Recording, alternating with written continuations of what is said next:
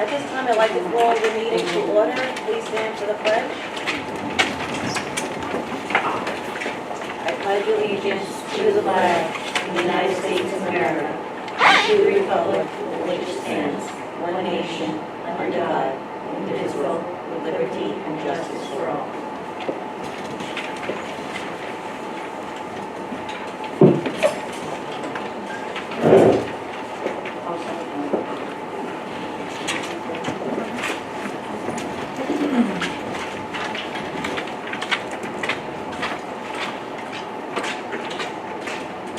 Now call the roll.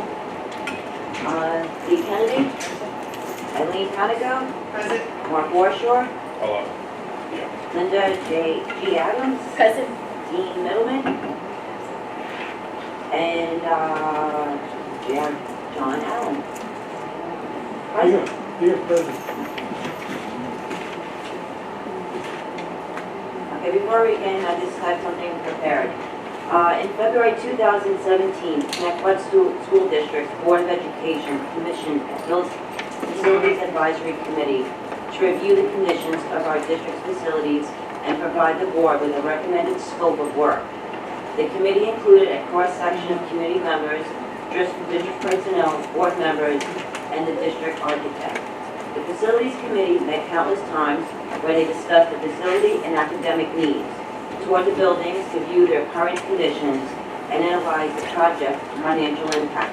The committee's recommendations include enhancements at each building, underground electrical upgrades, sidewalk and curbing for the ADA compliance, HVAC upgrades, asbestos abatement, as well as interior upgrades, library media center, and reconfiguration in all buildings, playground enhancement in all elementary buildings, LGI renovations in both middle schools, reconfiguration of the high school guidance suite and music rooms, updating of the locker rooms and field enhancements, including extended bleachers and a field house for sanitary facilities at the high school. Additionally, the project included a maintenance building and storage shed to move caustic materials out of the basement of the high school. The proposed scope of work was redesigned with every student in mind. After comprehensive study, the committee recommended a capital improvement plan totaling $46.2 million to be funded through a bond and the district's existing capital reserve fund balance. Current financial conditions are optimal for this type of work. Connecticut School District currently has a full funded capital reserve in the amount of $9.5 million, which yields $20.5 million in capital work with no burden to the taxpayer.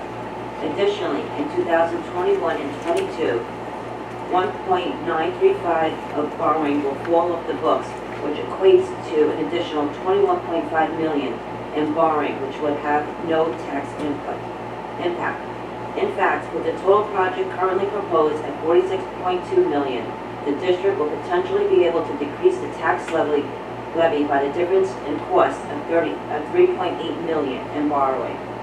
Capital projects built for the future. New York State's changing curriculum with hands-on applications in STEM, research in STEM and humanities, application of information and collaboration and project-based learning in all curriculum, the increase in coding and real-world 21st century skills that our students will need to be able to meet the changing workplace demographics.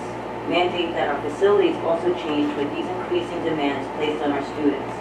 This is nowhere that this is more important than in the library, which is moving in the real world to become learning commons, a place where students can collaborate on research, engage in STEM activities and maker spaces, and work in flexible groups to accomplish many of the social and interpersonal goals that are inherent in the 21st century workplace.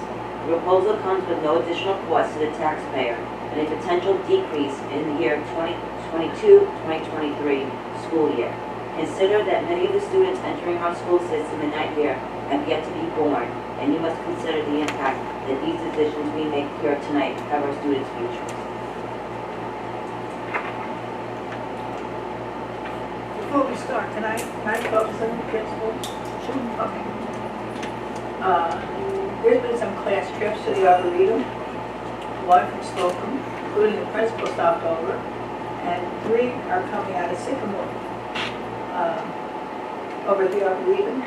They're great trips. I was kind of wondering You know, I would think everyone would jump on the opportunity, you know, all schools, because it's free, it's educational, and it's fun. Actually, because of the Slocum one, and there was it ENR, whatever that group is, all foreign kids. ENL. They talk to their high school. The high school now wants to come. There would be kind of a different type of tour, but I was just wondering why. I don't need an answer, but in my head, I was wondering why you guys didn't jump in. I have 4 trips pending. Not to the Arboretum. Yeah. But you did it a different way now. Oh, no, I have my whole 3rd grade coming and another class. And a second class. It's great. They were there doing what? No, they're planned to go. I've signed off on it. Oh, okay. They haven't gone yet. I didn't get any information on that. Usually it would come to me. So there's something going on, or maybe you're doing it a different way, but then you don't know what you're getting at the end. So if you want to call me, Okay. and find out, because I can schedule them in December. That's what they want. It's just a fun thing. That's all. No, I'm there every weekend. You say you have 4 pending, you have 4 separate trips? Yeah. Cool. Okay, so a couple board members and I had the opportunity to go to the NISBA convention, and knowing that we had potential capital projects moving forward, I made sure that I went to as many capital projects presentations and pieces of the conference that I could. And one of the presenters was Land Corporation, which they're upstate New York, so I'm showing their work, but one of the things that they were talking about is changing the landscape of classrooms in the 21st century for the different kinds of learning that we do with children that's project-based and hands-on, and much more relevant to application of information. So I handed out to the board just some pictures of some examples of some of the schools that they've changed to have these more open and flexible spaces in order to do that kind of work in a library or in another kind of common area. You also will see that in front of you are 2 other additional articles. Both of these feed off of the New York State Education Department website. They are what our librarians and our library media specialists are saying is necessary to move our kids into the 21st century. And so I just found a really quick PowerPoint to show you the difference in changing away from the traditional view of what a library is, which is just a repository of books of knowledge, which really hasn't changed since about 3000 BC, when you looked at the library in Alexandria, and really it was the only place that they could store that kind of knowledge, and you had to be very high echelon to get in.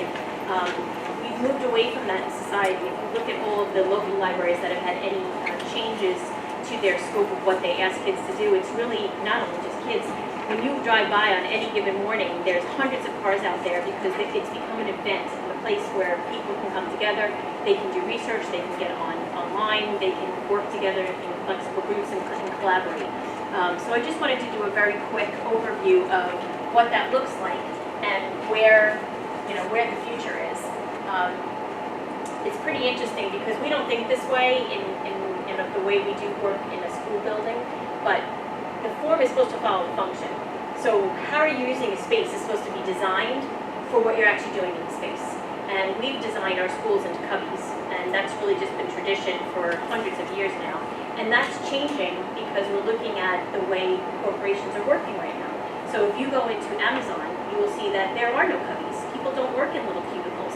They have open spaces where people gather, some people stand at desks, some people talk to each other, some people work in individual capacity. But your form is supposed to follow the function of what you're trying to use the room for. So teaching and learning should shape the building, not vice versa. So the things that we want to do with the project-based and hands-on and the flexible learning should be what we're designing for our kids in the space that we create. So the transformations that are going on right now, and this happens to be happening in Canada, but it's happening all over Long Island. There's about 8 different school districts within their last bond who have redone all of their library media sites to do this more in-depth and collaborative kind of learning. So they're taking a library and a computer lab and they're creating into learning for the future areas. They're calling them learning commons. So these are some of the physical features, and I went to multiple seminars and they're all talking about flexibility, being able to move furniture around, being wireless, having places that kids can be productive. productive and work together. Things that are comfortable and stimulating, books and resources that kids want, and computers and books that don't get in the way of their moving around and doing what they need to do to accomplish their goals. We want to make sure there's equitable access, that there's learning, separately learning experiences, they're relevant in real world, and those are being designed by our library media specialists with our teachers and our administrators. As we move toward the new next-gen standards, these are the kind of things, it's application of knowledge and not just going to the library to get a book out to get knowledge from that. It's a cultural center, it's a place for professional learning, and that's how people are changing our library. So the question is, does our library look like this? Yeah. Do some of them look like that? Yeah. It's a little nicer, a little more friendly, but it still kind of looks like that. And this is the future. Learning spaces for kids, furniture that can move.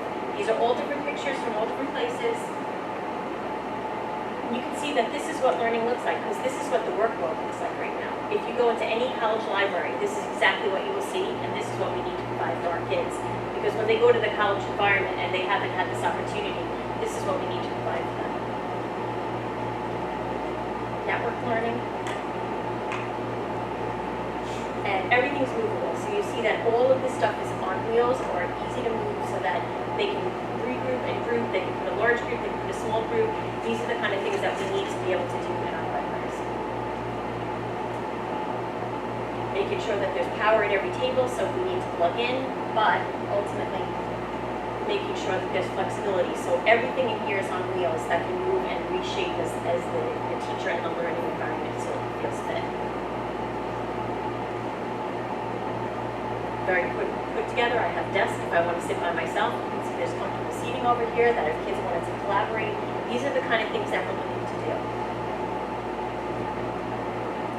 So you'll see there's still some books and some knowledge base here, but it's more flexible in the grouping that you can do with kids. And these are just from all over. There's pictures of different places that have already done this kind of work. So you'll see we're getting away from being repositories and getting more toward an active learning environment.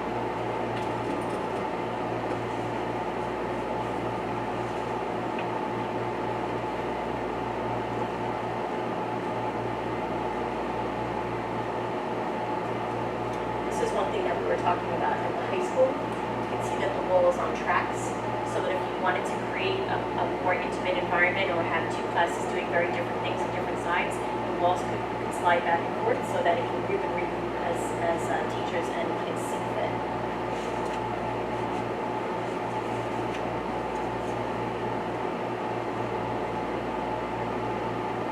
All these schools is high school? No, they're middle schools and elementary schools as well.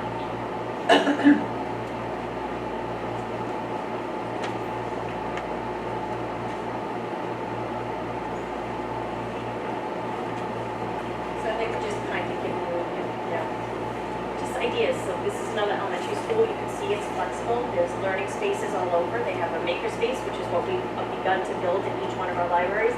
But we're forcing it into the existing form rather than saying, you know what, this is the function we want to have, and so therefore the form needs to look like this, which is really we have the opportunity to do right now.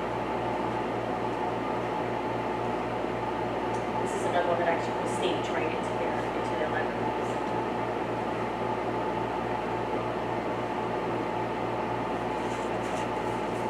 This is the kind of thing that we're talking about. That's it.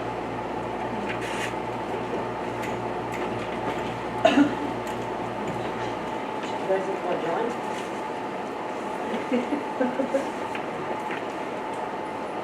I don't know if you want to ask Christina or any of the principals or anything about what I just spoke about, and if there's anything they want to I would like to hear from the principals, how their thoughts on this. Yes, please. Hold on.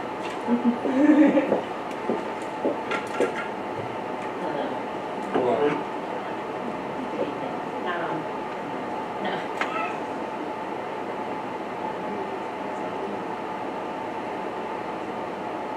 You use your mommy voice, sometimes that works. She's got a little bit. I know, I do. I have a mommy voice. Good evening. Hello, Dr. Adams. Thank you so very much for bringing forward the images through that presentation. Last October, I initiated a conversation with our district librarians regarding their library media centers and what their wish lists would look like. If we had limitless funds to expend on improving and refurbishing our spaces according to what the students are presenting, what would those spaces look like? And the concept of flexibility came to the forefront over and over again at every level. And so, and we do have Ms. McGinnis, who is our OBMS librarian, here with me this evening to kind of speak to some of these pieces, or at least support some of the pieces that I'll share with you. But the opportunity to create for our students an environment that's inviting, that speaks to the needs of every student, for their level of readiness and presenting an opportunity for them to have a space in the building where they feel invited and comfortable and ready to collaborate. Again, really kind of came to the forefront through those conversations. Our discussions went down to the most nitty-gritty of levels in talking about outlets, the availability of electrical outlets within our spaces, according to our changing times.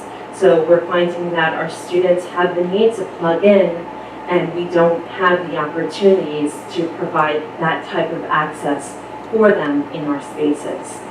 We talked about the opportunity to move furniture, and not only that, to be able to see our students across the library media center. So in our elementary libraries, we talked about the opportunity to see our students over the book stacks because they are so high and our students are so small at those ages. These are small logistical pieces that we wouldn't necessarily consider in the day-to-day, right? They're just kind of form and function of how we operate within our library media centers. It's the furniture that we have, it's the space that we've been allocated, they're the resources with which we're working, and we have received through the district a tremendous amount of support in terms of offering those makerspace opportunities in our library media centers. As Dr. Adams said, it's kind of taking those spaces and fitting them into the existing space of the media center, whereas that flexibility would certainly enhance the opportunities for the students to engage. We also talked about some pieces, again, with lighting, small considerations, the ability for students to see the book spines clearly, for the concept of being able to look at the collection and explore what exists in the library. Illuminating dark areas in the library, and providing opportunities for students to cluster and collaborate. Through our now District Technology Integration Specialist, Victoria Pappas, we received an invitation from St. John the Baptist High School to come and explore their space as a unit and to kind of look at the renovations that they had undertaken over the course of, I think it was about 3 or 4 years. They opened their brand new library in September of 2017 to their student body and their community body. And of course, they raised funds privately. It's an entirely different funding procedure and practice. And so there were a lot of pieces to that configuration that wouldn't apply for us. But the long and short of it is that the librarians who were active in the process had a lot of the same concerns that were shared by our library media specialists here in Connecticut. And so they designed a space that was inviting, that allowed for transitions and classroom experiences for students throughout the building. They were very proud to show us a glass wall classroom within the library so that it could be sort of closed off. Students could walk into a flexible environment wherein they could plug in, receive instruction with a smart board, much like the beautiful devices that we have here in the district, and go ahead and exit that classroom and then enter the world of this sort of cafe-like lounge-type atmosphere wherein collaboration is encouraged and voices are encouraged. So the library has become really this hub of every building in our district, I will venture to say.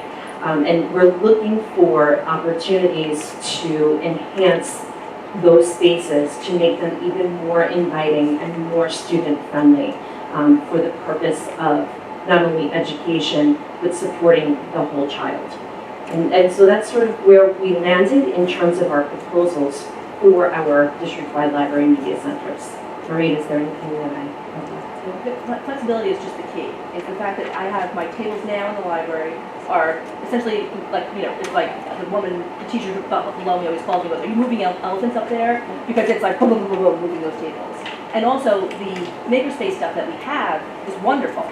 But, I would think the lunch kids who come in to get a lunch pass because they want to use makerspace, but if I have a class going on, I can't leave them to their own devices of exploring the makerspace because I have a class that needs to concentrate on doing their research. So it's that dividing wall, having that allotted classroom, as well as the library space, like the the dividing wall, stuff like that. Those are the two huge components I think for the OBS library that would be key. So the flexible furniture and the wall.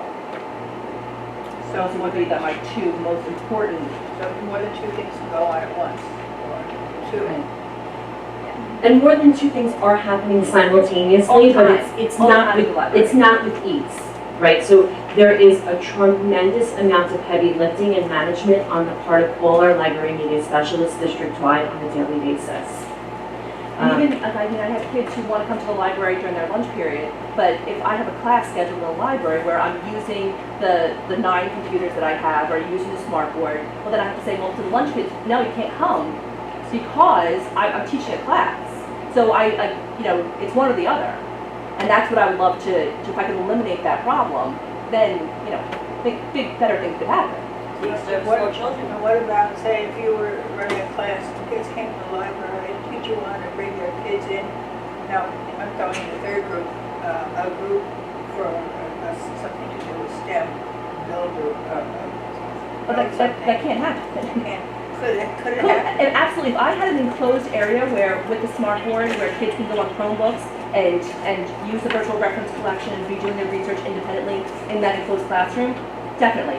Then other classes could be in the library doing an independent, looking for books or doing something in the makerspace or, just using the space. I mean, a lot of times teachers just call me and say, I need the space, because that the classroom setting is not always conducive to what they want to do.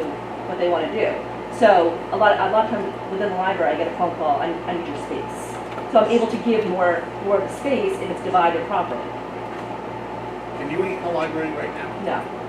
You're not allowed to eat? Is that one of the rules? I say, for a library lunch pass, you have to go down and eat and then come up. Middle school's a touchy thing. I don't trust them to food in the library. That's why I'm asking, I'm just curious. It Yeah. looks like it's modern technology, everything they're doing and everything like that. It looks like a Yeah. Starbucks. Like the middle schoolers, maybe the high school, they So allow. it's like a little I get what they're doing. So I wanted to know if we were allowed to eat in the cabinet in the library.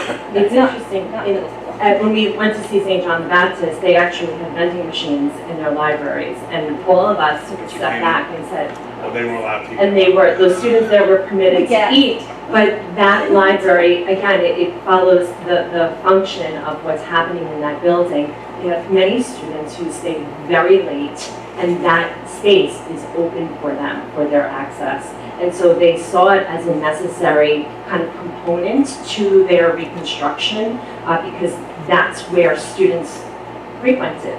And so they designed a nook in their library media center to accommodate students who had these late sort of commitments to the building. When you say they stayed late, you mean after school? That's where they hung out after school? Because during school, After school. I'm assuming everybody has classes. Right. So now, how much use is during the day the library getting? Well, out of the 9 here, I know high school's a whole different animal with study halls and things Yeah, like that. I'm assuming night in high school you get used a lot more. Right, but in the middle Yeah, school, I'm just curious. it's the 4 lunch periods. So 4 periods out of the day, there's always a Traffic bunch of and then kids people coming going. through. They eat first, then go up there. Yeah, they eat first, and then they come up to the library. And then it's the scheduled classes throughout the day. So you're hopping, it's never a dull time. It is, I Except for think the it's okay. beginning of the day, it's slow, right? Unless there's research, like class is scheduled. Yeah, but the kids who are coming independently to the library would be during their lunch period. Anybody here from the elementary schools? So what about the elementary schools? Well, Ms. Robin, can you come up and speak just for a minute, because you've been in education for a while, you've seen the changes in education, I think you can speak to a lot of this new change. Thank you for inviting us and asking for our input. The libraries are antiquated. That I can't say it any differently. Idlehour's library has such heavy tables and chairs that it's impossible to even move them from place to place. They inherited them from a different school, they told me. Our bookshelves were bought from some store that closed. I'm not lying. They're white, they're plastic, once again, not easy to move around, very high. They have to be kept strategically in certain places so that they're not in kids' way. It's just, there's a lot of loss of space because they were planned for a different time, okay? And so there is a very big need for flexible seating, and that's not just, it's breakaways. Some kids are better if they're on a big beanbag chair to do the work that they have to do to cozy up. Another chair a child may need a higher desk. You know, I'm looking at this as a principal in my school that I want to move toward flexible seating in my classrooms as well, because that's what they're going to find in the workplace. You know, I have a niece that works at Google. It's very different than the world we represent in schools today. There are all different ways that people work together and they collaborate together. And I think, you know, we need to get to that place because libraries are not just about going to get a book. Kids have so much access to books. We have beautiful classroom libraries in our building now to support literacy. So there's more to it than that. You know, there's a technology component that's not really easy when you have separate computer rooms that everything is locked into the same space. So, I mean, you can easily see it if you visited our schools. They're antiquated. And we need to move really to a format that is flexible, that is thinking how we're going to be integrating technology, that it's real world. So that these kids, as they go to middle school and they go to high school, they have had these experiences. You know, it's not like they're going to, go to college and that's the first time they see a really workable space. So, you know, I highly recommended it as one of the things that personally my school needs very much. Some of the other schools had some minor renovations during the last time we built the kindergarten atriums, because I was here for that time. And some of them got new circulation desks and they got new bookshelves and stuff. My school, I don't know if they were at the end of the money or what, but they didn't get new bookshelves, they didn't get some of those things. They got old tables and chairs from someplace else. They are so heavy for a first grader to expect we're going to move the tables and this way. It's like impossible. So I think we have to really rethink, and looking at these spaces is just phenomenal to see what you can do with this space. And I happen to have my library near a courtyard. I would love if that could be incorporated so that there's more space, so kids could go outside and take materials with them on a nice day and be in nature as well. So I think there's a lot we can do to make these things better without, adding extensions. Okay, using the space we have, connecting them, like my computer room could connect into this space as well. Get rid of these storage rooms that are eyesores anyway with the clear glass, and also make them more security conscious, because many of them have these whole big glass facade windows in them, and I don't think that's the best security at this time. So thank you.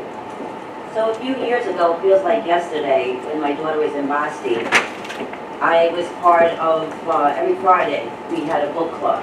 And it was pretty good for me to think about it, did you eat in the library? So yes, we did eat in the library. So the fourth graders came into the library every Friday at their lunch period, and it was their choice.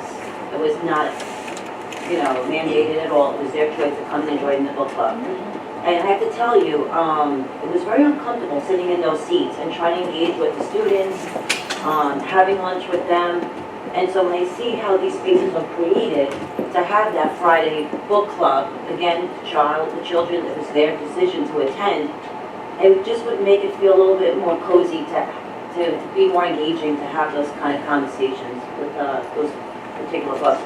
So I think it's great that we're kind of moving into this direction. Would it be okay if I spoke? Absolutely. I just wanted to add another piece. I love Linda's presentation. I'm Lisa Farrell, from the principal from Duffield. Nice to meet you. I'm sorry about that. That's all right, I just wanted to know. I just wanted to talk a little bit beyond furniture for a minute. And I had no intentions of speaking at all, but after listening to all these wonderful comments, just wanted to add one thought on the elementary level. If you ask a child about library, they would say, quote, I have library today. I have library today. That's what they said. That's what the teacher said. Not, I'm going to the library. I have it, as if it was a subject. So if you go to the library when a teacher is assigned on the elementary level, you will see an ELA lesson. You will see the library. I can't speak for all the buildings, but I've been in most of the buildings. It looks like a classroom with bookshelves on the perimeter, for the most part. So pretty much a child is leaving the classroom for an ELA lesson in another room, pretty much set up like a classroom, for an ELA lesson that could very much be taught in the classroom, for maybe 10 minutes of borrowing a book. So the point that I'm making beyond furniture and the flexibility and collaboration is that we don't have library on the elementary level. We think we do, but we don't. So if we're moving towards, and I have older children, I'm doing, like Linda, I'm doing college visits now. I have a senior in college and a senior in high school, at Pinnacle High School. And so I'm doing the college tours with my youngest, and of course did it with my oldest, and their libraries do not look anything like Connecticut libraries. They're like this. So if we're preparing students for not just the look, but what a library is supposed to offer to children and young adults, then we need to start down at the elementary level. It shouldn't be a classroom. It shouldn't be an ELA lesson. It should be going to the library. Creating a different experience. Absolutely. Otherwise, to me, keep those children in the classroom for rich instruction rather than a librarian who's skilled and trained in other kinds of areas that we're asking librarians to teach ELA. I'd rather keep them in the classroom, to be honest. So I'm going to hop in because I had the opportunity to go to a book tasting at Duffield. And I think about that book tasting, which was a wonderful event where kids actually spent 2 to 3 minutes combing through a pile of books and then deciding which one they wanted to figure out was something that they might want to read later. And we sat at desks, we sat at tables, and I thought, I don't ever sit at a table to read. I actually never sit at, I'm actually more likely to sit on my couch or on my bed or on my floor to read. So in that, it's almost an unnatural environment. Kids do not sit like this to read a book. So those are the kind of things that even if we wanted to do the more traditional, figure out that the book is something you want to take home with you, library kind of thing, to have a soft space, comfortable space for them to just cozy up with, even for a minute or two to flip through a book, allows us to have that kind of space. It's the form and function. If the function is such that we want kids to explore books, they don't do that at a desk, but that's what we have. They don't, we have stacks that are so tall kids can't reach the top. I know, because I can't reach the top very often. So, we have these antiquated repositories of books. people don't have repositories of books anymore. Their information is right here. In fact, I read more on here than I read any book, and I never thought that I would like that. But standing in line at the grocery store, I can read a book. So we have to move with, move for the form to fit the function, and that's what we have an opportunity to do right now.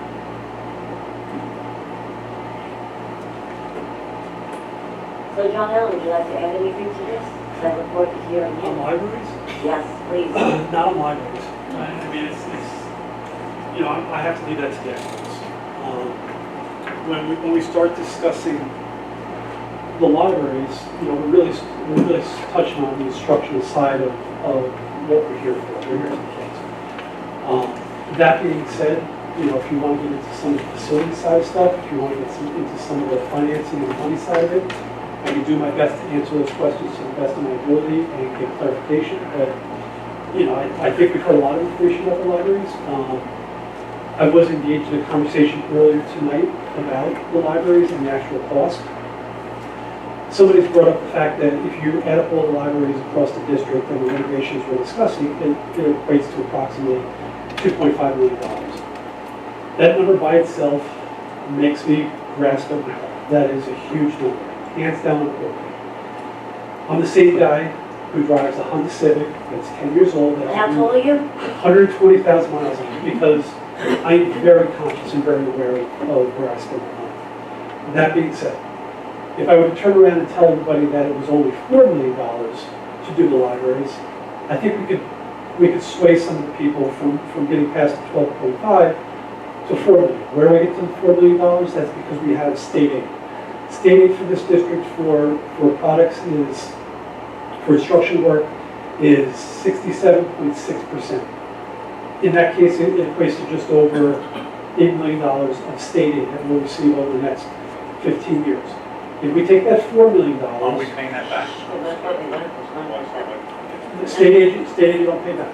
State aid is a piece that's a revenue side of it, not the expense side.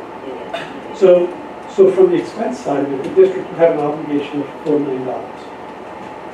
That $4 million is over 15 years. It equates to approximately $270,000. Large number to say the least. You take that $270,000 and you divide it by the number of households throughout the Connecticut School District, which I do not have a definitive number, but I did a quick online search and it says 20,000 households. That equates to $13 per household. Per year. Per year to do the libraries. Now, I know this project isn't about... But, let me just, $13, but they already spent that $13 because this is the money that we have. Am I right about that? Well, that goes into a whole different question. You have a project that is... I think, so if I could, but I think this simplifies it, and that makes sense to me. What he's basically saying, Lee, is if you were to pull that out of the bond, okay, what you'd be saving is $13 per household of their taxes. That's correct. That's correct, Tony. That's I heard the it, point. I heard it too. That was the point, because the issue has become, if I may, the issue has become, people see big numbers, and it's scary, okay? And I never understood it until I actually took the time to try to learn it. And my understanding, correct me if I'm wrong, okay, based on the state aid that you get, okay, based on the numbers that John just used, the 20,000 households within the district, if you say that, the library's too much money, take them out.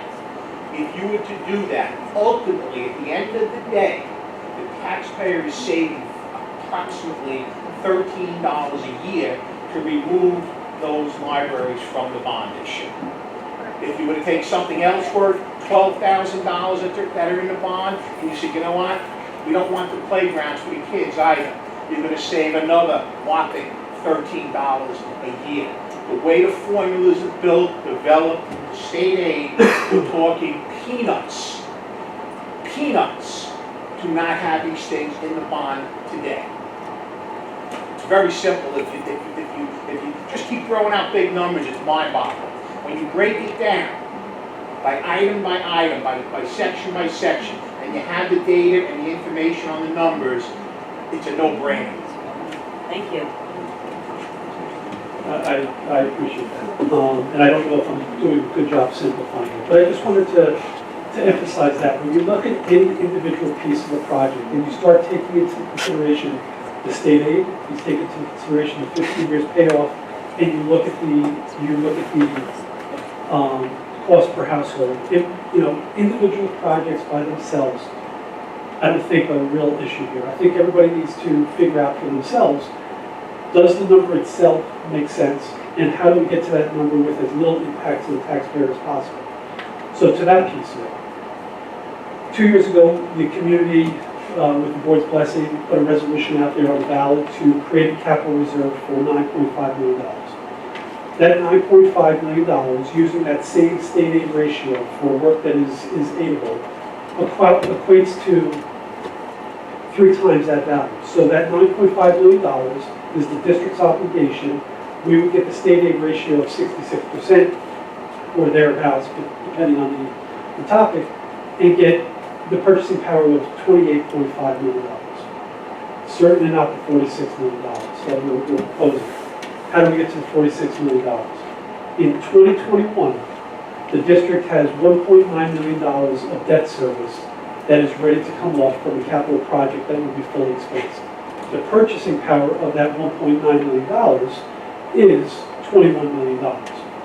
So between those two items, between the capital reserve that's already been fully funded and the debt service that's coming off, we can fund this project with no increase to the taxpayer. I'm sure people have questions on that and how do we get to that and all the nuances associated with it. But that's the simple math. $1.9 million, somebody's going to turn around and say, that's a substantial amount of money. I'd rather see that go back to the taxpayers. I'd rather not see my taxes go up. Well, people need to know that it's not $1.9 million to the taxpayer because there's a state aid offset to that $1.9 million. So if we have debt service of $1.9 million on the expenditure side, we also on the revenue side have approximately $1.4 million coming in on the revenue side. That delta is about $585,000 on that particular example. That is the amount that you have available that doesn't need to be recaptured in a budget. Not $1.9 million, not any other number that we're talking about. It's that delta, that one-third of the whole debt service. Take that $600,000 divided by the 20,000 household. We're talking $3.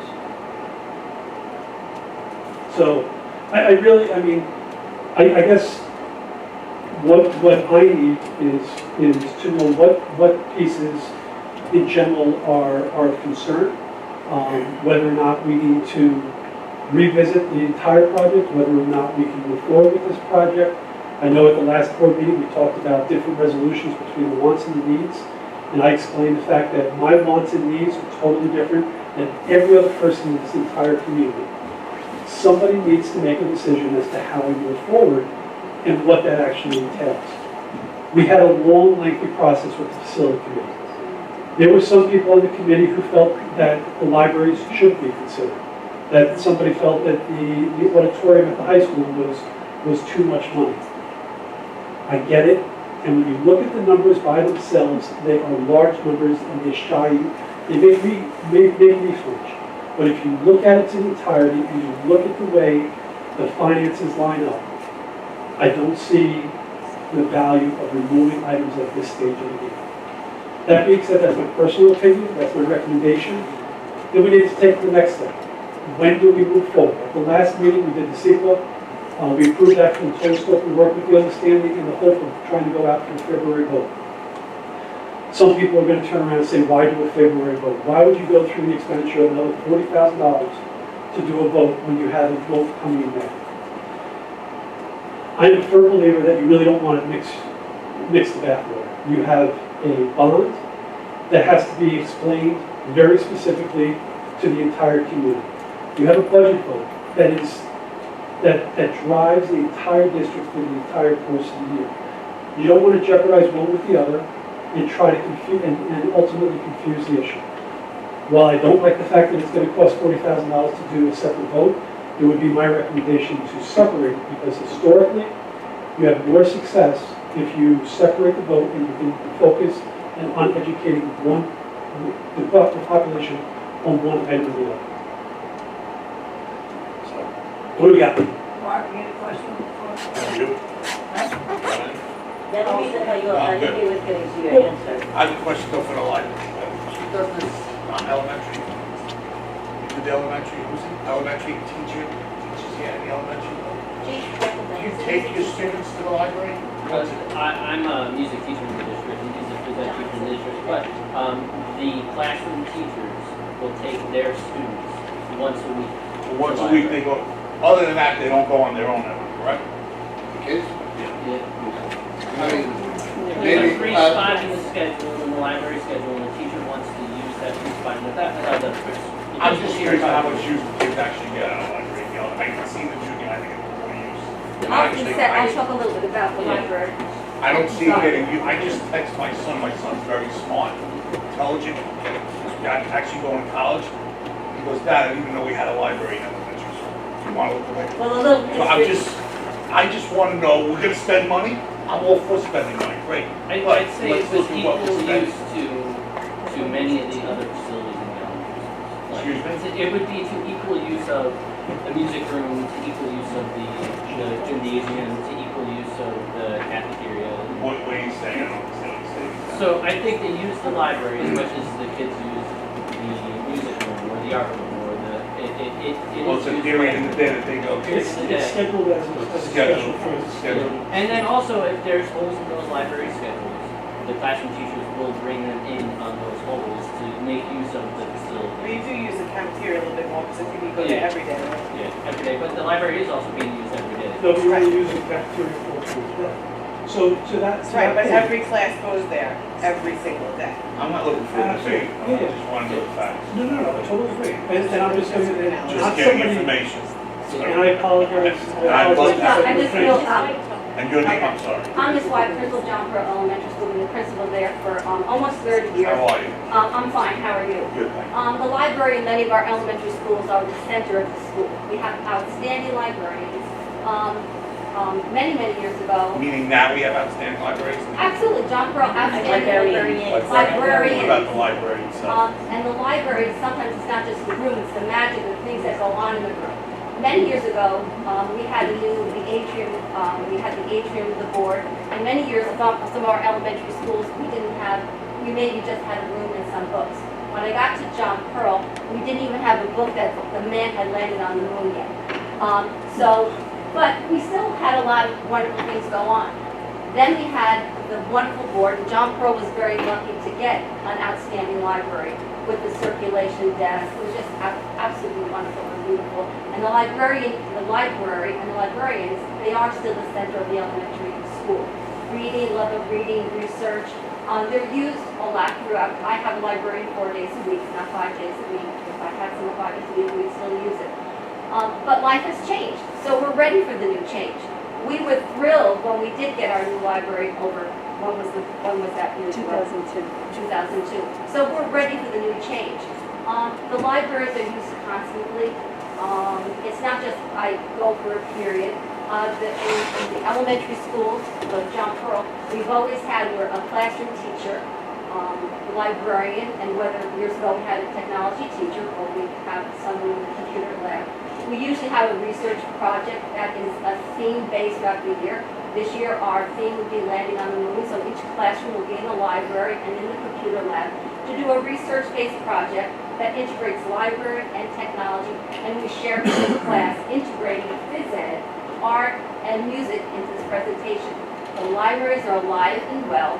Librarians are integrated into the entire building.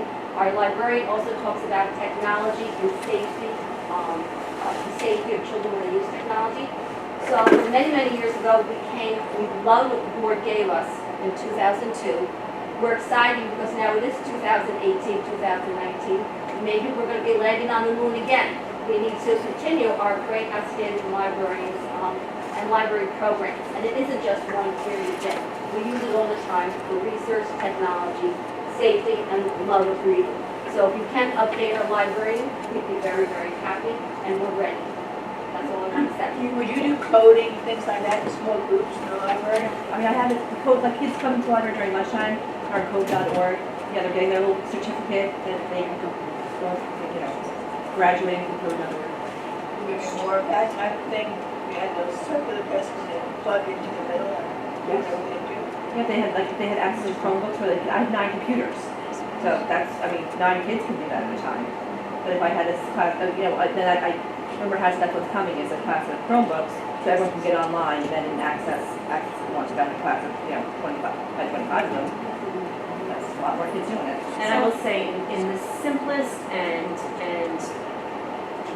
most kind of basic of ways, Karen Diener, who is the librarian at John Pearl, who Ms. White just really extolled in what she expressed to all of you, does a tremendous job of upcycling materials, cardboard materials, art materials, and that becomes her maker area.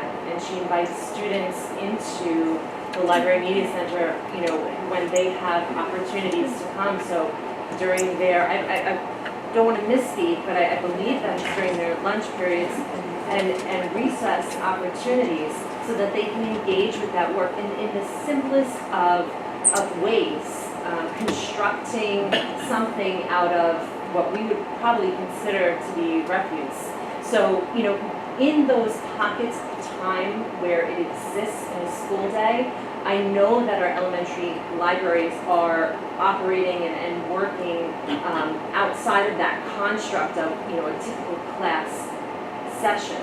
So, and that of course is happening in our secondary libraries as well, both middle schools and the high school. It's almost a three-ring circus if you step into the high school library at any point in day, any point of a school day.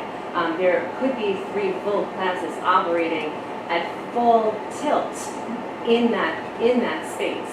And again, truly, the librarians are doing the heavy lifting of management of those types of schedules and opening those spaces for student access. Again, sometimes it occurs in these tiny little pockets of a school day, but those are the opportunities wherein students feel like, oh, this is a place for me.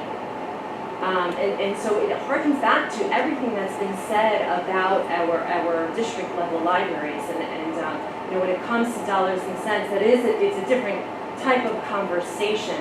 But the heart of really what's being expressed, I think, is that it's about our kids and providing for them these types of opportunities. So, Mark, Ms. White alluded to it a second ago, but there's curriculum that's taught in the libraries. Just like there's curriculum that's taught by our art teacher in the art rooms. So when we talk about elementary specials, that's classroom time outside of the classroom where kids are learning curriculum taught by specialists. So when they go see Jason, they're going to learn music. When they go see John, they're going to learn physical education and health and wellness. When they go see our librarians, they're going to learn library skills. So there is a curriculum that is based in each one of these. So 6,000 kids visit the libraries. Our elementaries visit at least once a week, and very often more than that. So during lunch periods, if there's no class scheduled, I know my son and daughter used to go there all the time. They used to go during their lunch periods because something was happening in the classroom and they didn't want to be in the classroom because it was an indoor recess, so they go to the library. So those libraries need to be inviting spaces for that. But make no mistake, there's curriculum taught in each one of those specials, and you know that's something that has changed significantly over time. When I used to go to the library when I was little, we learned the Dewey Decimal System. I don't think you guys teach anymore, do you? I do. You do? I do. It's not how we organize on It's organization. It is. It's got a lot of of reference collection, like just having kids access to reference collection, which you guys are paying towards. Yeah, the BRC. I don't know, how many here actually, I know everybody, mostly teachers in one school district. How many are living residents here that pay taxes, just out of curiosity?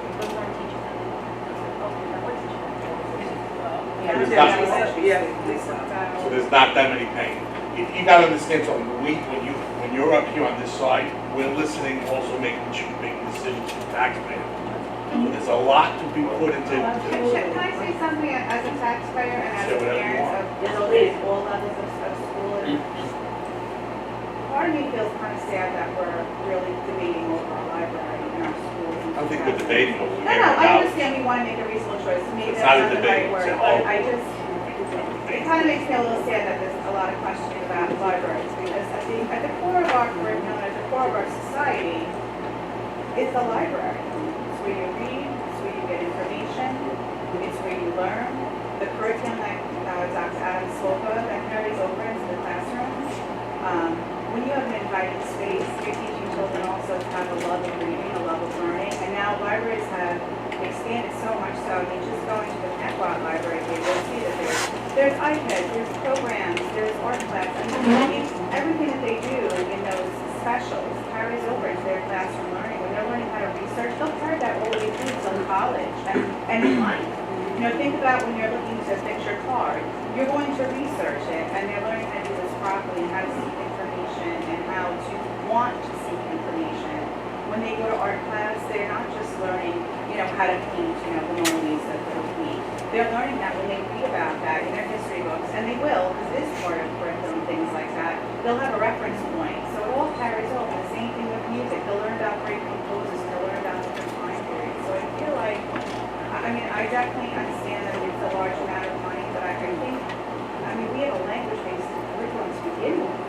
To really not, want to go forward, it just makes me sad because I want them to want to go. The library is one of my favorite places to go.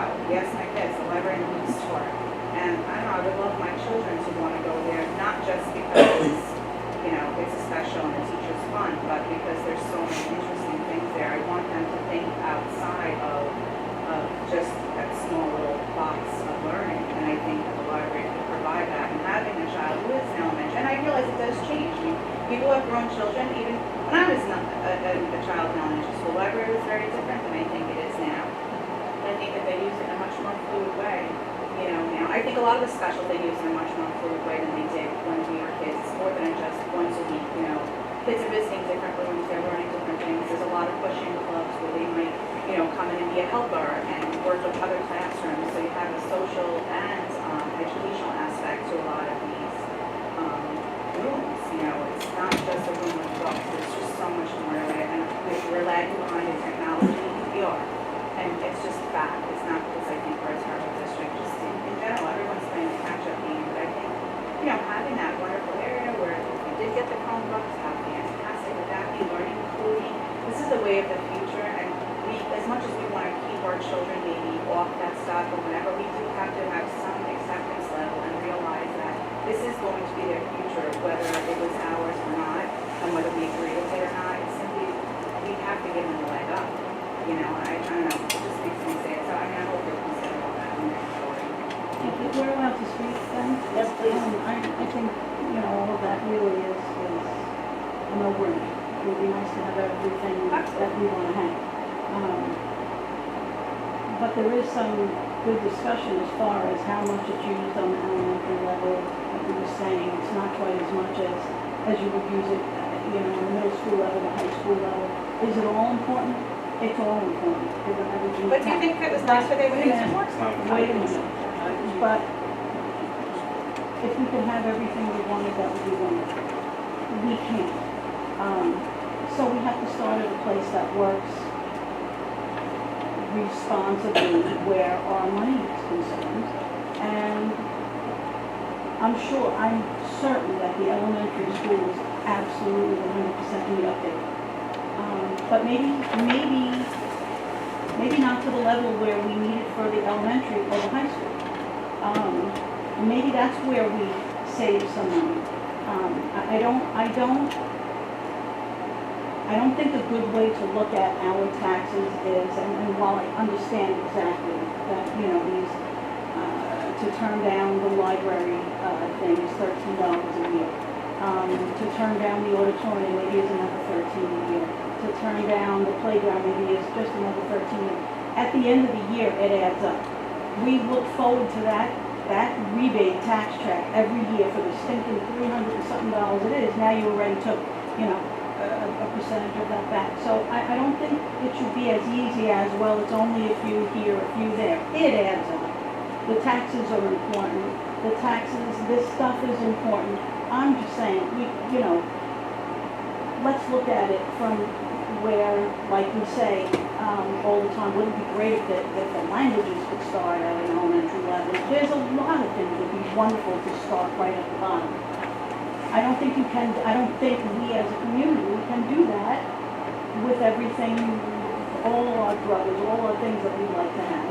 So maybe we need to say, update the libraries as need be, maybe at the elementary level, but where it maybe is more important, like we're talking when we get to college and all of that, well, we definitely have to start at the high school level and get it to this beautiful scenario that we see here, and I would say, the middle school, but I'm not so convinced that that same amount of money or that same amount of upgrade at the elementary level is maybe better spent somewhere else. That's just my personal feeling. But please, keep conscious of our taxes and let's not look at it as it's only 13 here and it's only 13 there.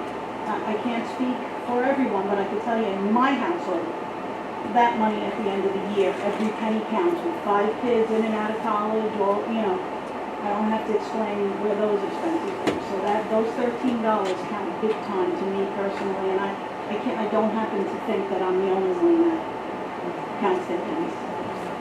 Can I touch on it? Somebody had touched on it earlier about a space for children to go to, and I agree. Our kids now need information as much as we can give it to them, and the library is the place for that. And do I think that we need to do certain upgrades? Yes, and I agree that we need to be fiscally responsible with it. But in today's time, there needs to be a place that a kid can go to for information. And them looking it up by themselves is not necessarily the best case scenario because there's nobody there to guide them, which is what brings the librarian into it. I think when we come up with things like we came up with that new program in the high school for the suspension and the, whatever the different, yes, that. So here you're talking about a kid that goes and, now has to watch this thing on vaping. There's definitely, I know of 3 districts on Long Island that have, and you hate to use the term safe space because kids should have coping skills and not feel that they need to be in a safe space balloon, but it's in their library and it's an area that is aimed at LGBTQ, aimed at drug use, aimed at domestic violence in the homes. And it could be an area with couches and where a kid could go sit and just clear their brain if they've had that rough day. And they're sitting there and like, oh, look at this. Oh, that's me. Oh, that's me. Kids need that. And I think the library is what kind of brings all of that together. It's where they get their information. But I do agree as far as fiscally responsible, maybe we could do it more of like a different phases, over time, this is going to get this. Because we do as a district have a lot of different things that we want to upgrade. But I do think in that aspect of the library and what it entails in the generation and what we have now with information and at their fingertips and all of this stuff going around, I think that the library is what they would go to. For me, I would want my kids to have a place, outside of coming to me that has right there a book you can read, a pamphlet that has information on it, or somebody to say, oh, this is the corner you want to go look in, That's just my You should opinion. talk to Mrs. Sparrow and ask her about her space. It's not in the library, but it's a great space. I just want to clarify one point though, that maybe I misspoke. The library has to look different than a classroom. Yeah. The library has to look different than a classroom. It has to be that place. In elementary school, it is essential that the library is the hub of the school. But it has to look like comforting, yes, but it has to look different than all the other areas. And the librarian is a library media specialist. She should be used as such. That's what her degree is for. That's what she's trained. That's what she wants to do. But we're, in a way, in the structure that we have, it's more like a teacher. It's teaching. It's very limiting to them.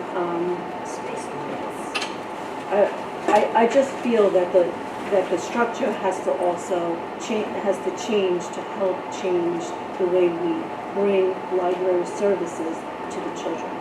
It's absolutely essential on the elementary level as much as the high school.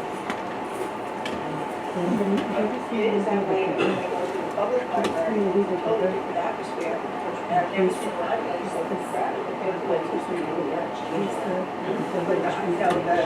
The network, public library has changed dramatically, but has brought many, including adults, social and concepts and they're playing right?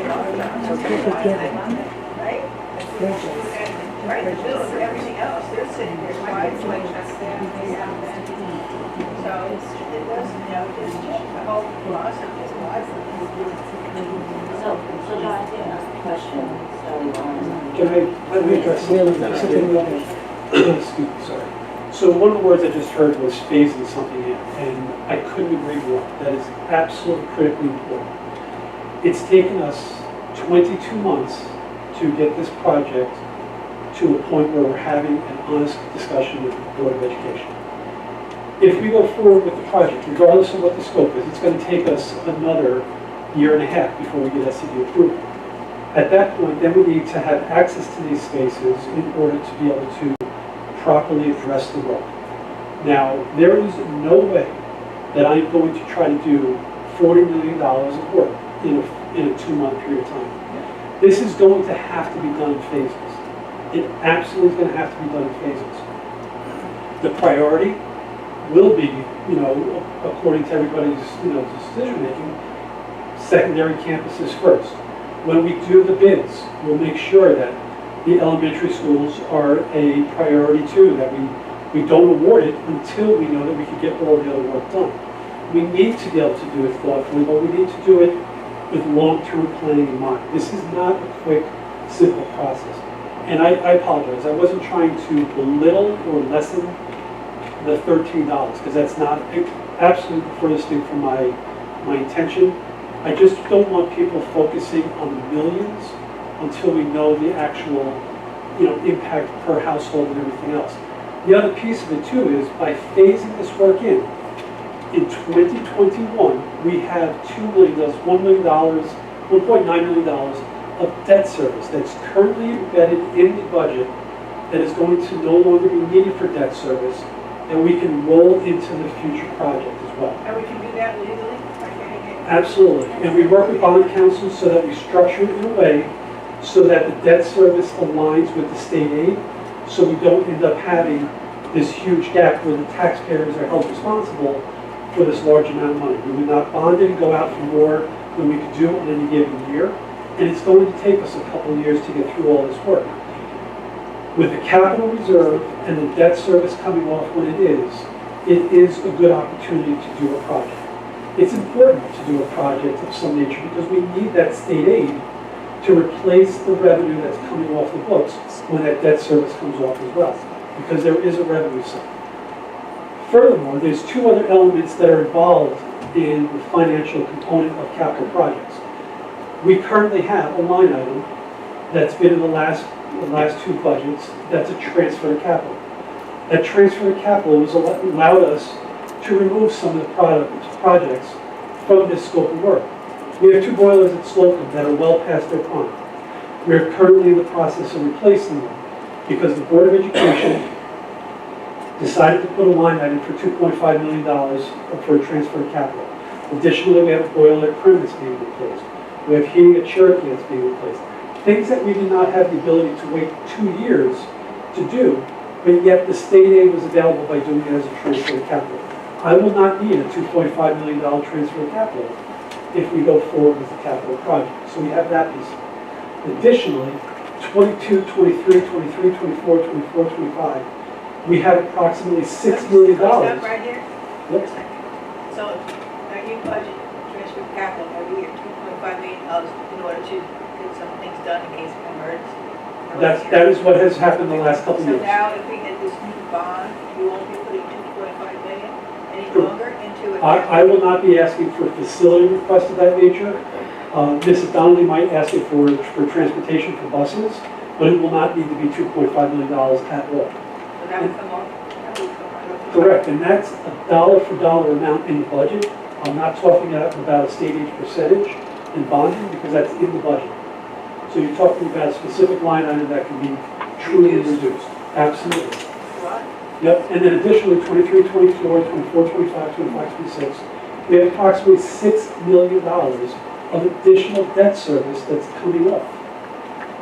So at some point, while I have no plans whatsoever of looking at the next capital project beyond this, at some point, the district needs to do five-year planning, five-year financial planning that looks at the debt service, looks at the state aid, and looks at the overall infrastructure. Because today, right now, this project addresses all the stuff I could possibly imagine and possibly think of. In the next 3 years, when this project gets approved and goes to state aid, what's going to happen then? We're going to have a roof that's problematic at Brent. We're going to have a septic issue at a building with pools collapsing. Things change, things evolve. We will be well positioned with the way the debt service is scheduled in this district to do work if need be as required. But right now, with the debt service coming off, with the capital reserve set up, we do have the ability to do this work at no increase to the taxpayer.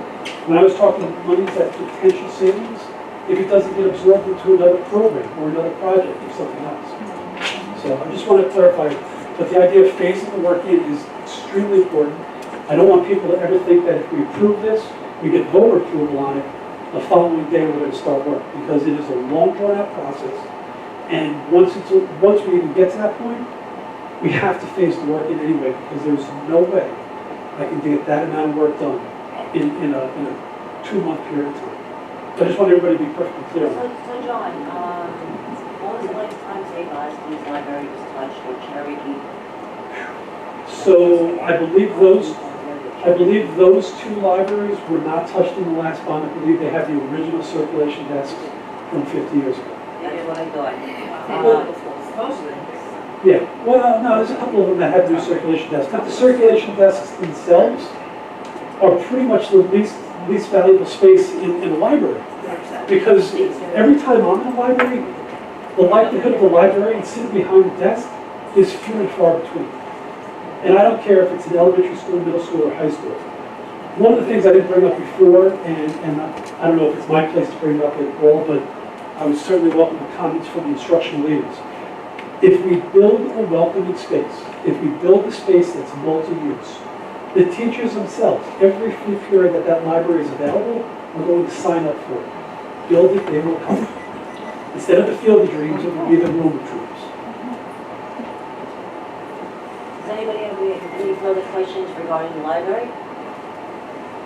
Okay, so I guess the next big topic is the high school auditorium. That's the other big ticket item. So come on up, John. But we have Jason Champlin, who would be more than willing to speak to what we need to do programmatic. I'll give a real quick overview of some of the logistical issues, and then we can hear from people that live and experience it. The acoustics in the high school auditorium are ass backwards. How's that? Wait, can you start?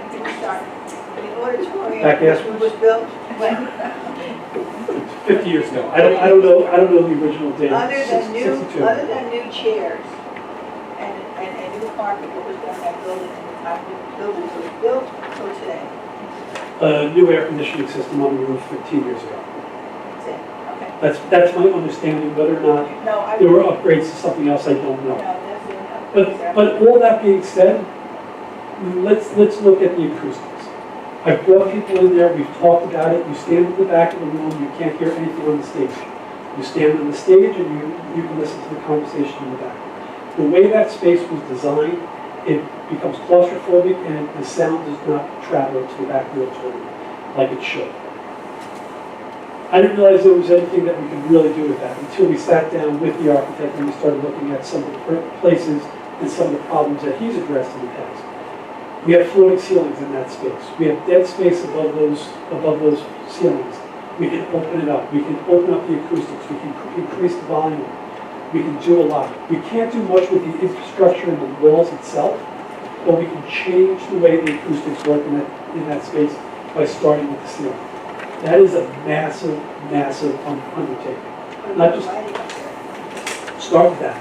Then we got lighting, then we got sound. Once you get into it, once you tear the ceiling apart and you open up the volume, then you have the ability and the need to start addressing the sound and the lighting accordingly. Not only because it's equipment that's just available, but it's designed for the space that we have. That's way beyond my scope, that's way beyond any of the staff scope. That's why we need acoustical engineers. That's why we need an architect who has done auditorium renovations, who knows the tricks of the trade, who can bring in the experts and do it the way it needs to be done. So that's a little bit of backstory. Big price tag, hands down from the equipment. You know, it's a tough one. One of the alternates that I would recommend, because the facility committee actually balked at the idea of spending the money for new seating because they want it to be, you know, as financially, you know, responsible as they could, was they wanted to reuse the seats. My personal opinion is it's a mistake. That's my personal opinion. That being said, that's the way it's been proposed up to this point. You know, I would love to go to the Board of Education and say, we need to create an alternate. At a minimum, we need to create an alternate. It's not to say that we're going to do it, but at least to have the opportunity to do it if the opportunity arises and the finances rise.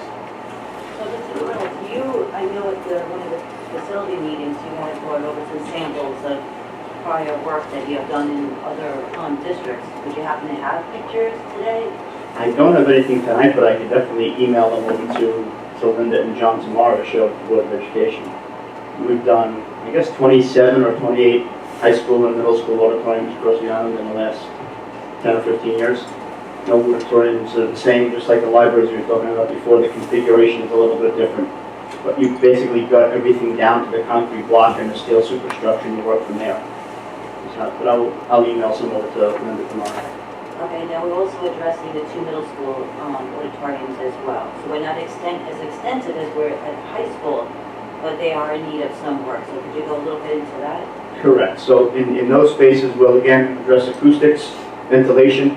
The ventilation system there, we're working with the OBMS large group instructional space now with some ventilation needs to kind of bridge that gap. We've just replaced the floor and the carpet there. We'll do acoustics, sound, extending the stage, modifying those. I mean, it's basically like a pizza pie shaped space there. We're going to modify that sound system, lighting system, stage lighting in-house as well. So, Are we doing anything with the front seating, the two middle schools? yes, So as far as, let's go back to the high school. sure.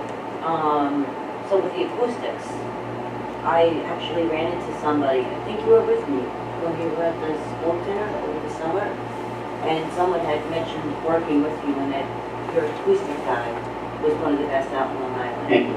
Yeah, he works for me, and the only other thing he does is he works at Arthur Ashe Tennis Stadium every year, and he does the acoustics for the whole tennis, and that's the only two things he does. Yeah, I forgot what district that person represented, and we had mentioned, you as being our architect, and he said, oh, you talked about the renovation of the auditorium. He said, oh, his acoustic guy is the best. Yeah, Rich Rydell, he's unbelievable. Not Rich Rydell, he's unbelievable. Oh. It's nice to hear that from the architect.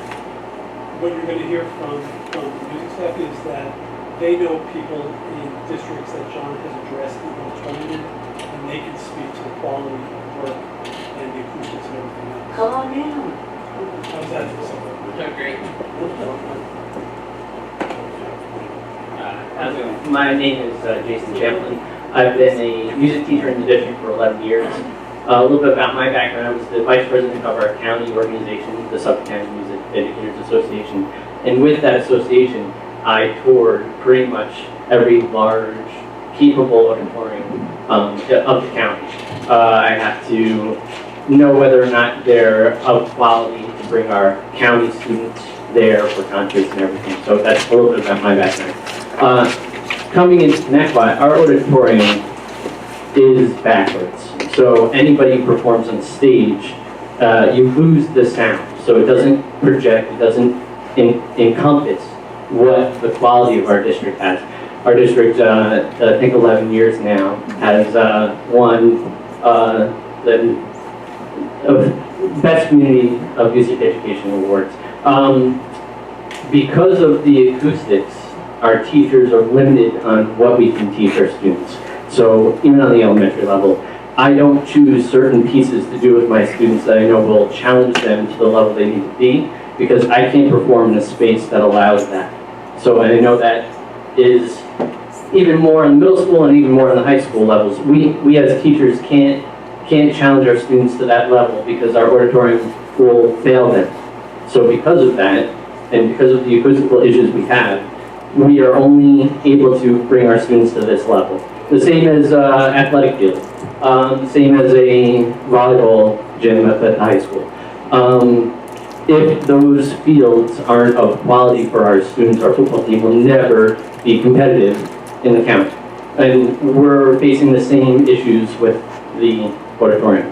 I was actually just at Central Islip High School, who just completed a auditorium renovation. I'm not sure if that's one of the ones that you did, but they're bringing their facilities up to that level. We can't turn off the house lights in the auditorium without using the circuit breaker board.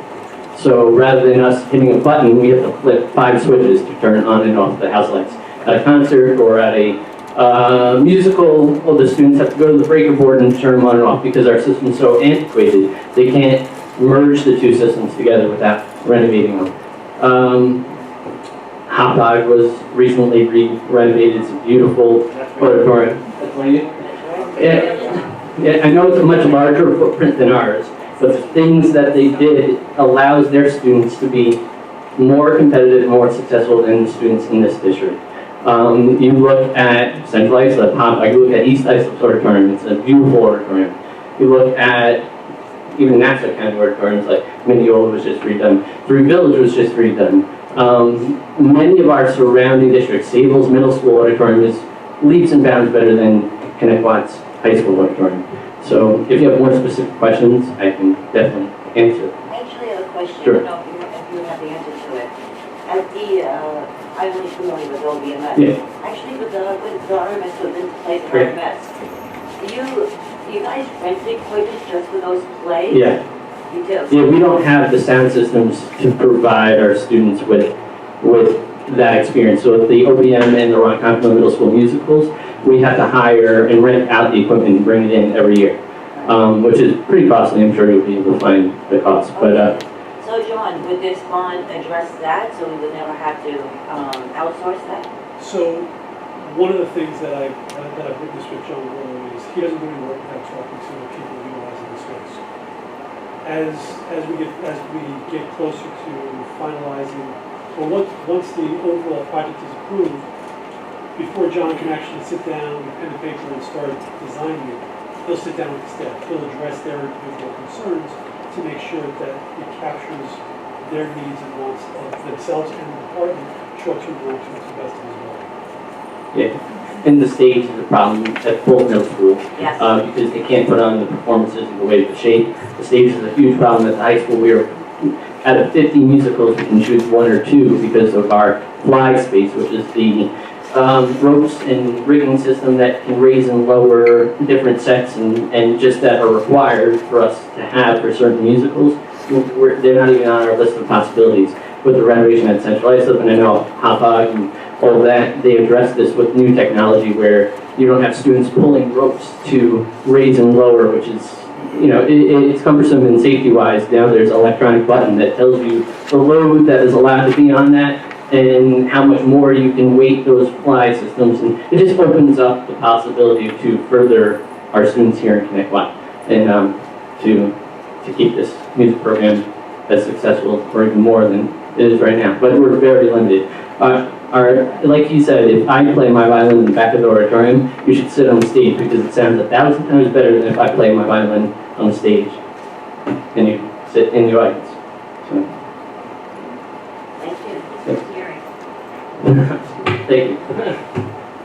I do know that it's considered the bell tower of the district. And when we use that building, we use that auditorium for graduation for middle school. We use it for elementary schools.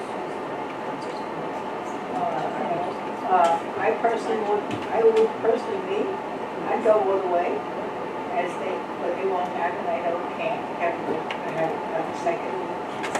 balcony, but that's not gonna happen. I accepted that. Still having a hard time. But, it didn't, I'm having a hard time, I know I can't have that. But I think overall, what would it bring to this district? I mean, just to change that ugly, I mean, it's ugly. It's old and it's ugly, and no one can tell me after, maybe only me, after 40 years, things look the same, 50 years. It's time to modernize that building. The kind of music programs we have, the money we're spending, we're bringing in education, we're bringing in third grade music. The third grade, it doesn't happen anywhere else. It's happening in Connect One. The kids in third grade getting musical education. It doesn't happen. You go to other schools having them come to sixth grade. So we're giving them all this, but we're not giving them, not just them, the community. It's nice as they say it's gonna look. Maybe we could even rent it out, for entry items, things like that. No, we're not doing that. You could, I mean, you They could. ruin your auditorium. It makes place for Connect One kids.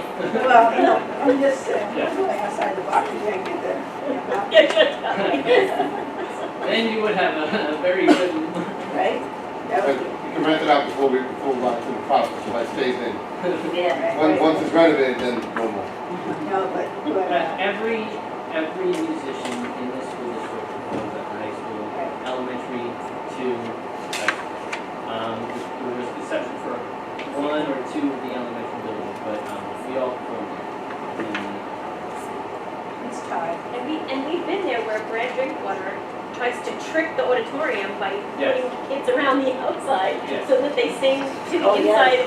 I mean, they're trying to get around how bad the auditorium is. The high school groups has gone as far as now performing elsewhere to give their students a proper experience and a proper so they'll go to Queens College to perform in that space, or they'll go to a local community hall to perform in that space, rather than performing in their own. And we teach our students the opposite of what we should be teaching our students because of our stage, of our acoustics being opposite. So then when they go to the college, they're like, what's going on? Right. How? Why am I singing with it this way rather than this way? And we did what you said was true about the turf fields. We did that, we put lights in, we put turf, and that's for a sport that goes on for 6 weeks, or 7 weeks, I don't know how long it's Yeah, football see, season. with performing This is forever. subjects like athletics or competing on a field or with performing art like music, you're only as good as where you're I think, community bias, I think we have one of the best music programs in Long Island, hands down. The director, Mr. Lasher, I mean, the staff, Yeah. I mean, it's amazing. You can look amazing. at the stats from how many students we get into the countywide ensembles and we're dreaming of competition. It used to be certain other districts when I was a kid, and now we're like, I always joke that when I was a student, Free Village was the mecca of, and now we're catching up to them. But Oh, we've surpassed that. yeah, and we have surpassed them in some aspects for sure. But their auditorium, if you go to their auditorium, We've surpassed it's them. like a mecca there. Their auditorium. It is, it's gorgeous. If I'm correct in hearing this, Linda, did Mr. Lasher mention about close to 30 of our students pursue music in college? Last year. Last year, Last year. 26 students are currently from last year's senior class in music as a career. It's fantastic. I know on a small scale, I did talent show with Osby, and I remember us trying to do it at the middle school. And the stage just didn't work well, the kids wanted to put on the dance routine, and we ended up always having to move it to the high school, and then to get to high school, you had to put in a year ahead of time just to get a space at the high school. Very difficult. So the idea of being able to use our middle schools, I We mean, used to perform as the elementary school and the middle schools, but it became so limited because of our growth in the program that not size-wise, we can fit there, it's just quality-wise, it didn't work. right. In the summers, it's way, not in the summer, but in May, it's way too hot to put an audience of however many would fit in Ron or over there in that space. It's too hot. So we moved to the high school. If we could make use of those facilities, the high school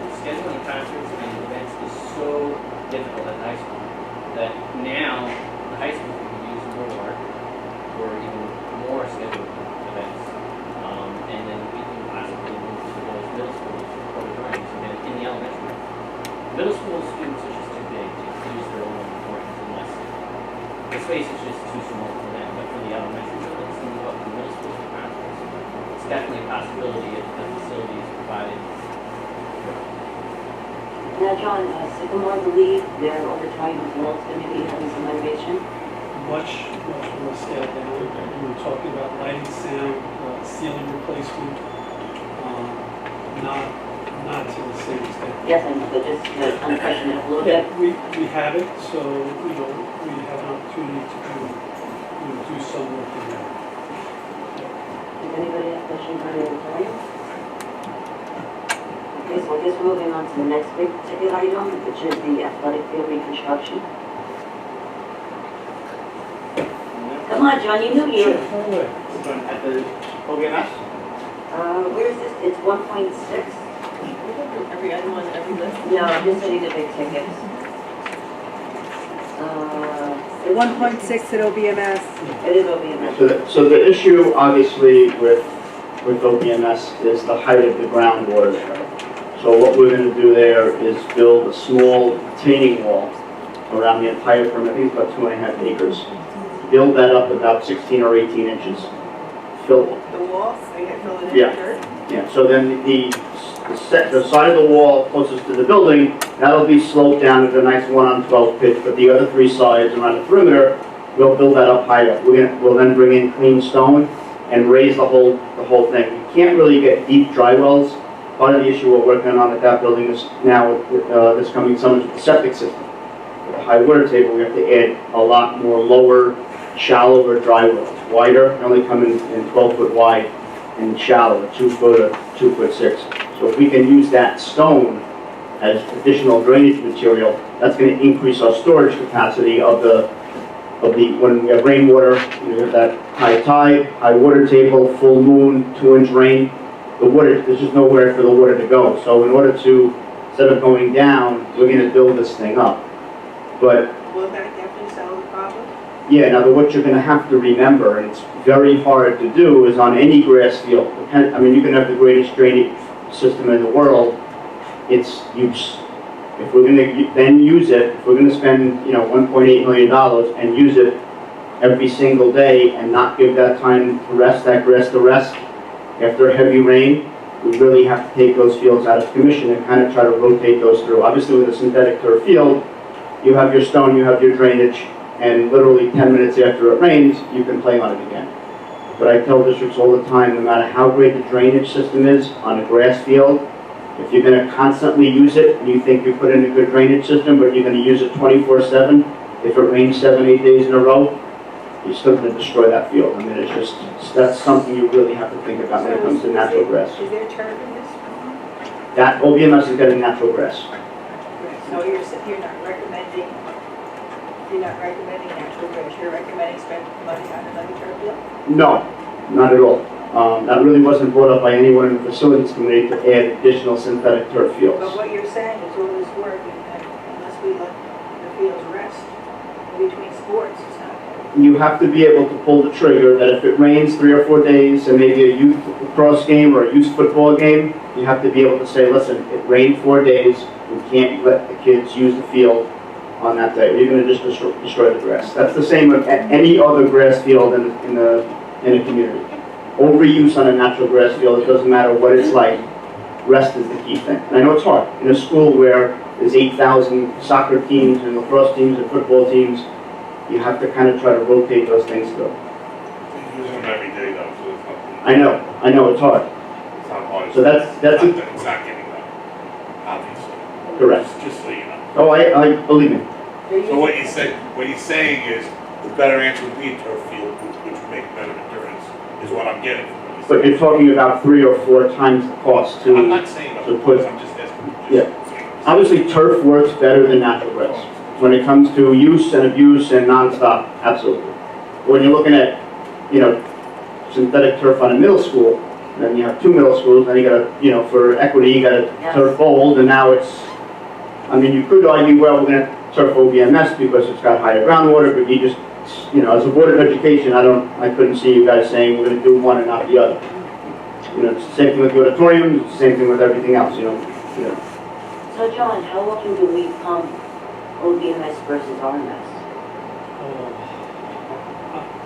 I don't know. I imagine it's double. Years, if not triple time. Yeah, I mean, typically, well, septic is a little bit separate, you know, and we're addressing that. Right. It was one of the items in the transfer of capital, so we are addressing it. To this point, we do a quarterly pump out on a schedule for all the buildings. I believe we're doing it at least 6 times a year. So, you know, instead of going every 3 months, we're doing it every 2 months. That will be best.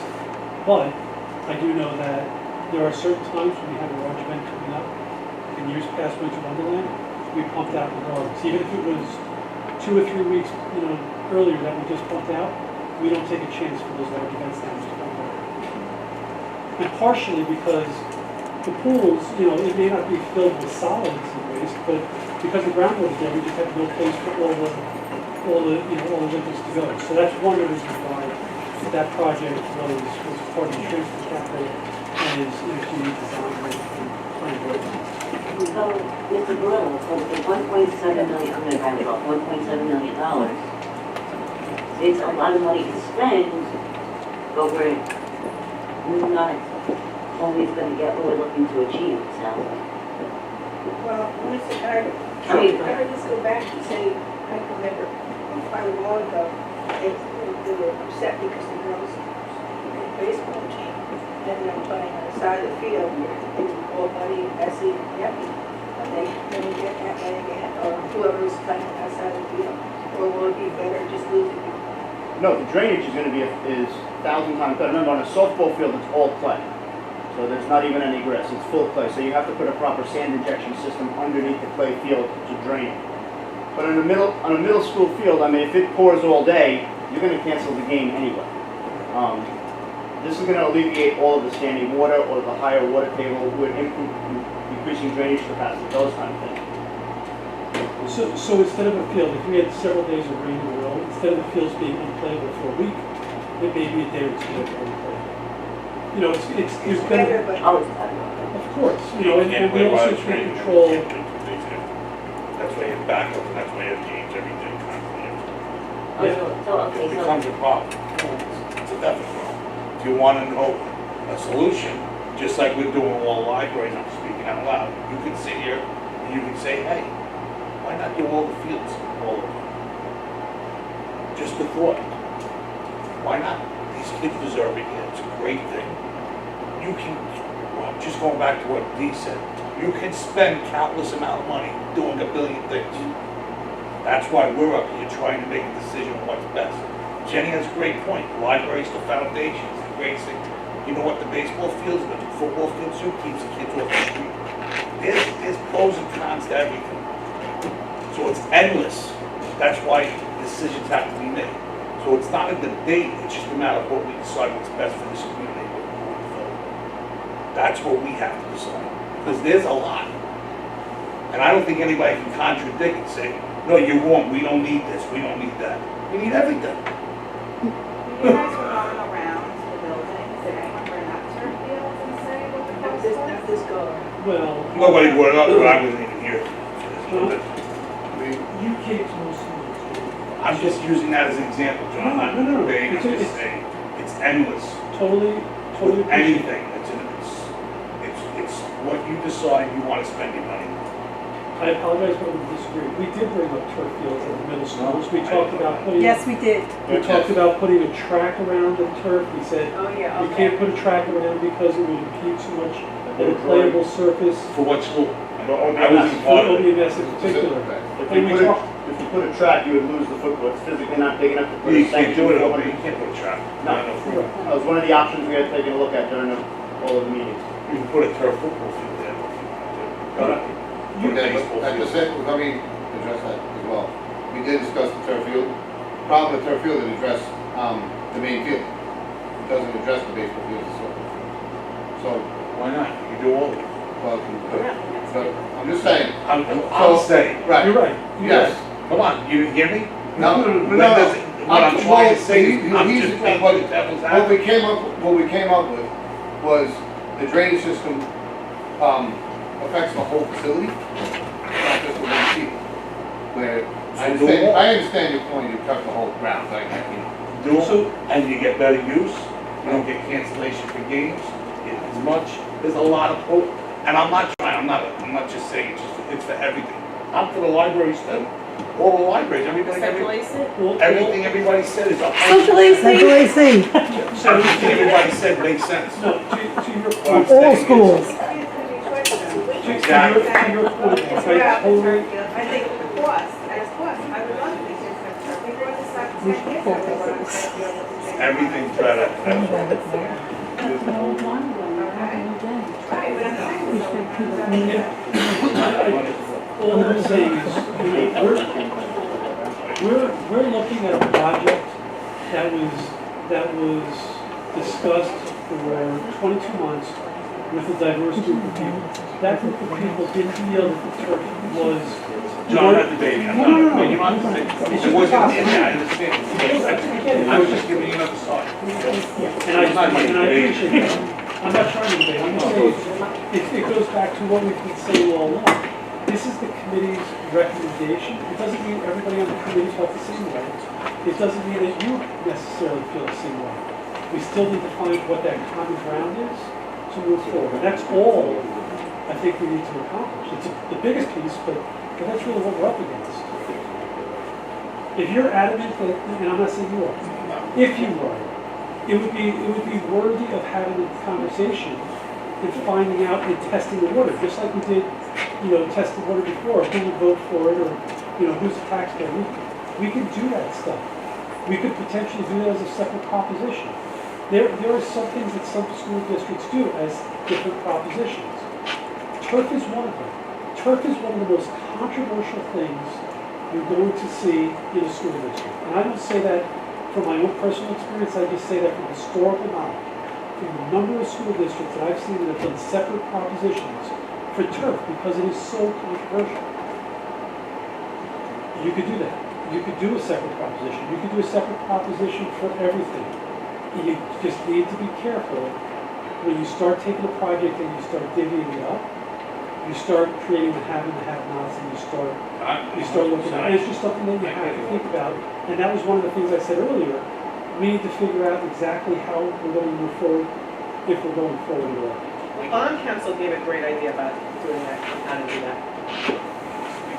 So anytime you want to do, bond council was talking about the possibility of doing two separate resolutions.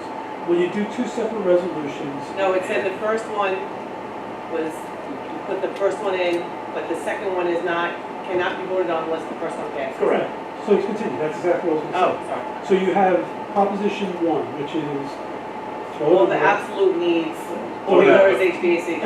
It's $40 million. And then somebody says, all right, there's $6 million that's not as important, we're going to make that proposition too. Now, if it was turf fields, sometimes, and I've seen it happen, you're going to get all the sports people come together and say, well, we want number two. Well, you can't have number two unless you vote for number one. Right. So now you're black. Well, you can turn around and say that, but I'm going to turn around and say you're black. You're telling people, you're coercing them as to, if you want that, you got to give me this.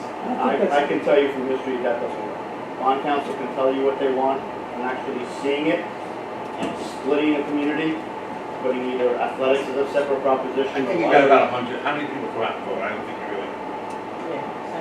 Just John. Not that many people go vote. Yeah. For the Not last doing it as a There's not that separate much bond vote. controversy here. You're doing it as a separate bond vote. They're only going to come out if you're voting for a budget and then board. You want the truth? So if you split the vote, you're definitely. Look how many people at the board meetings.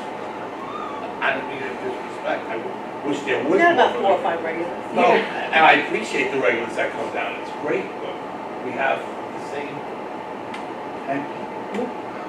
And that's not. 10 is not. I'm not knocking it. What I'm trying to say is, there's people that put a lot of time and effort that care about what's going on, and not that the people don't at home. I don't want anybody offended out there with people that are out there. But it's just, there's more people, there's not a lot of people that get involved, that's what I'm saying. It is what it is. And that's why you have broad shoulders. Because you guys have to carry it. I mean, the facility committee has gotten to this point, and now what do we do next? And that's really what we're at. I hear everything. I think that, to your point earlier, John, it's better to, like, for instance, when I go into, we work for management companies, okay, taking care of their apartment complexes.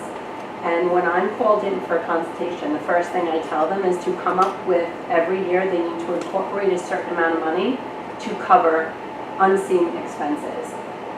For instance, I mean, I work with trees. So every couple of years, you're gonna have me come in and prune these trees. But if we get a hurricane, you're SOL, because if you just put that money aside for your budget and now you've got trees falling down around your community, that money for pruning is not gonna cover removals. That's two totally different animals. So I think, to your point of coming up with ahead of time what we can see, I think then being hit with those surprises of, every community is gonna have, oh, we wanna upgrade this, and we wanna do this, and we wanna do this. But I think if you look at the future and phase it out of things that you want for your district, I think those numbers then make a little bit more sense to people. That's just what I think, is if you know your goal of what you wanna upgrade, then you're not hit with, oh, in 10 years, we know this boiler system's gonna have to be upgraded. Let's prepare for that, so that when the boiler system needs upgrading, we're not like, well, actually, now this project needs to be put to the back burner because this is now important. I think if we start maybe putting that, You gotta see what's more important. No offense about the turf. I'm all for sports, 100%. I'm not arguing. But the problem is, I'm just saying, but the problem is, you gotta look and weigh out what's the most important thing. You have children that have, disabilities and they're in school districts, and not to bring up something that's gonna be coming down the road, but you may need central air conditioning or air conditioners in rooms, more important for all the children statistically that have allergies than maybe the kids who wanna play sports and go, like, we really gotta look at how many kids leave Connect Lot and go on to professional baseball. No offense, I'm just saying, we do have a few, but what is the realm of you're gonna spend this much money, put it all here, and there might be something medically or health-wise or more important, you gotta weigh out. Nice fields is great. Turf fields are not done at a lot of schools, and I work in a very rich community where I don't think they even have them. Cold Spring, I don't believe Cold Spring, all right, but only the high school. Yes, but the thing with Cold Spring Harbor is they were all donated. By the people Yeah, who what, live there. so I mean, if if we anyone won wants $1 to- million jackpot, I work in not elementary. At all the Westside. They don't have turf anymore, it's all ripped up. I was just saying that. Well, because they just did all the septic systems over. So that's the whole thing too, so now you redo septic systems, and the Westside School is All all, grass. it's all right now, it's a mess, Yeah. dirt piles, everything. So it's a lot of money to put in it, then a year from A lot now, of money you guys to do gotta rip everything. it up, but it's a lot of money to rip up of taxpayers' money if, I love the idea of turf, if we had that extra in the It's a budget. lot of money to do everything. But you Yes, gotta prioritize. but you gotta prioritize health-wise. Exactly Maybe right. there's a way, That's what we're gonna like try when to they do. did the high school fields and when they did the lighting, Lee, you would remember. Remember there was something when the lights were paid for through something. The lights were, We need to get some I donations. forget what it was. We We paid, but I wanna say we got money back from the state from or something. Right, right. Okay. We have 2 turf fields up there, we had 2 tracks put up there. Right, So, second track is relatively new, it's a couple years old. right. So I think we did it, was a priority at the time, Absolutely, absolutely. to get it. And, Maybe that's something that, in addition to this down the road, it's something that can be able to our future budget. I mean, it's not But a how many- terrible thing, it's How many nice to school have a districts have wonderful turf facility. versus how many But don't? it doesn't matter what Probably anyone else 2/3 does, have turf. High school level? We could do it. How many have air conditioning? High Throughout school their is probably elementaries 2/3. and their, all the way through. In the last couple of years, a lot. And we're way behind in that. They're adding it quickly. So, Where it used to be a lightning rod, now it's like, please do it. yeah, And it's because of these last 2 years of this crazy summer. I'm just saying you gotta weigh out different things, that you guys, them up there have the I heart, don't think that's Gotta the weigh issue. out. I think that it's just a matter of how we're able to allocate money. create those, that's why it's on like for those things, okay? Throw it all in. There's only so much in the well, pot. do you have like a bullet list of things that you've put together that you'd like to see? For me personally, from a For facility all the perspective, schools? well, you gotta remember, I sit here and the things that I brought to the conversations, the things that I brought to the conversation, but the facility side. I'm saying all together, like these are the things that you find that are important to upgrade. Once again, my expertise, my focus point is the facility side of things. When we start talking about air conditioning for all, that's really an instructional conversation. You know, that might be more of a special ed conversation. It's not Well, a that's a facility. facility, that's a facility. It's a facility after that side of the equation gets behind it and is willing to support it. But that's like saying, No, let me ask you something. If you give turf, I'm just saying, if you do turf in the high school, then wouldn't it be fair to do it at all the schools? I'm not just saying. disagreeing. So if you do air conditioning at the high school, shouldn't all the schools have it then? I'm just saying, what makes an 8-year-old No. important than a 7? They all get to the high school, they'll all have that opportunity. That's right, but what I'm saying to you is, if I'm 17 and I'm We hot, do have turf at the high school already. 8 and I'm hot, what's the difference? No, but he's No, saying she's that, talking about I have but allergies. he's not the one. So I'd like to just speak quick, just to kind of, it seems like we're kind of going off topic. You were going through a list of, The bigger ticket items. are you going with your list? Or do you have a few more to go to? Only because, I know, I grew up in Nassau. because the idea of this is, They went over all that earlier. it's a lot of money. It's a lot of money. And when we started the facilities committee, please, I'm sorry. Thank you. So when we started the facilities committee, we were told that, and you just repeated this also, John, 9.5 million in our capital fund, and that has a purchase power of $28.5 million. And when we started this, I thought we were spending $28.5 million. Did I assume that wrong? Nope, absolutely correct. Okay, good.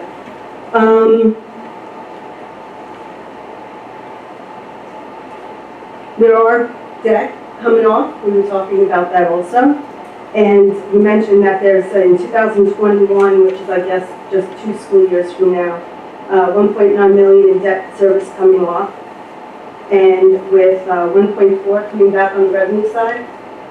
So for a net, although our budget would have to go up 1.9 or stay that additional 1.9, correct? Stay at that. Stay at that 1.9. But if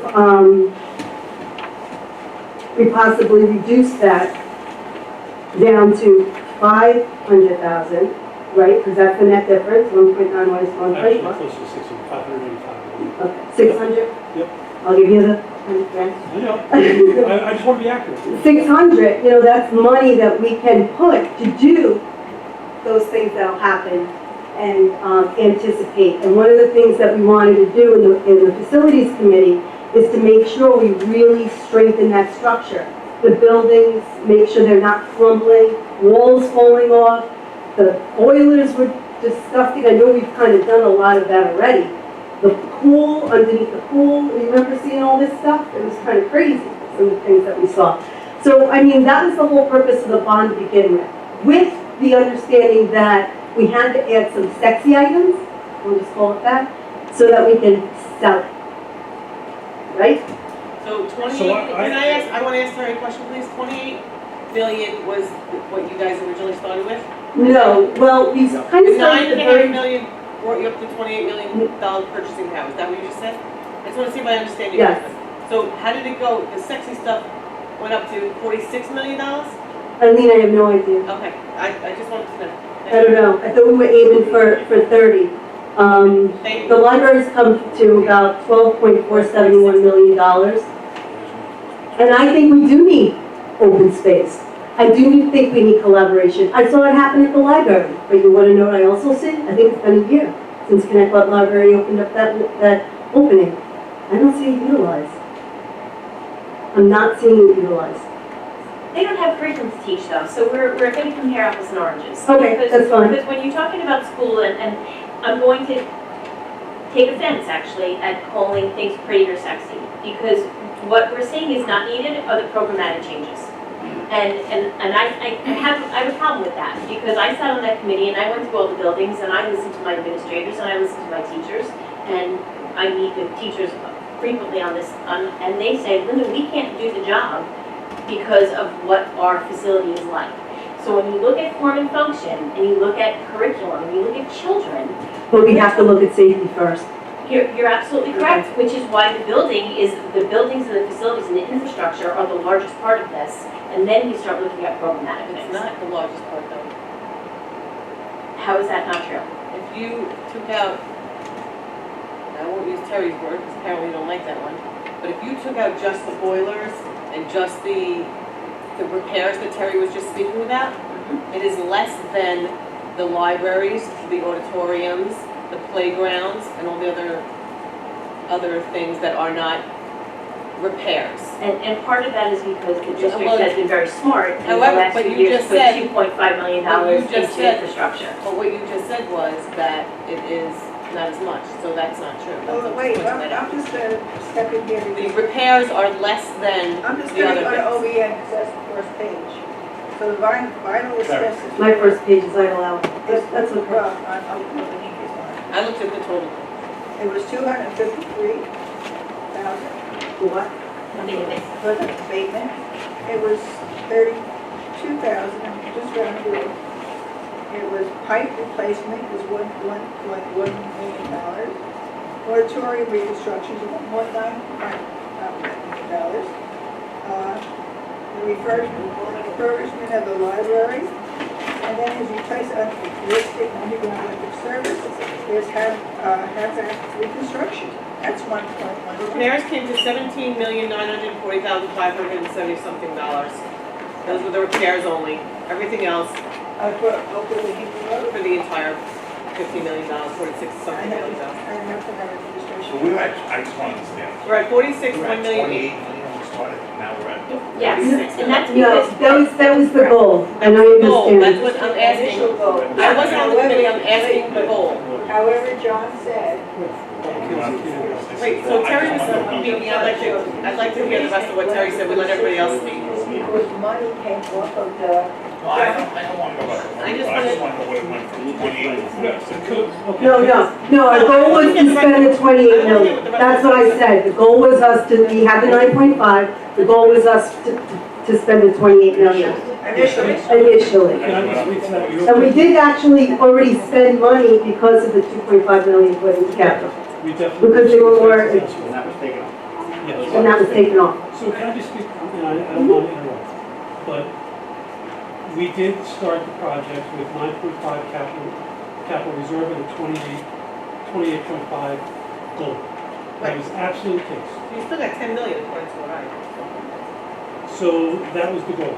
Last December, bond council came in and they worked with Sharon and they were looking at the cash flow and they were looking at the debt service schedule.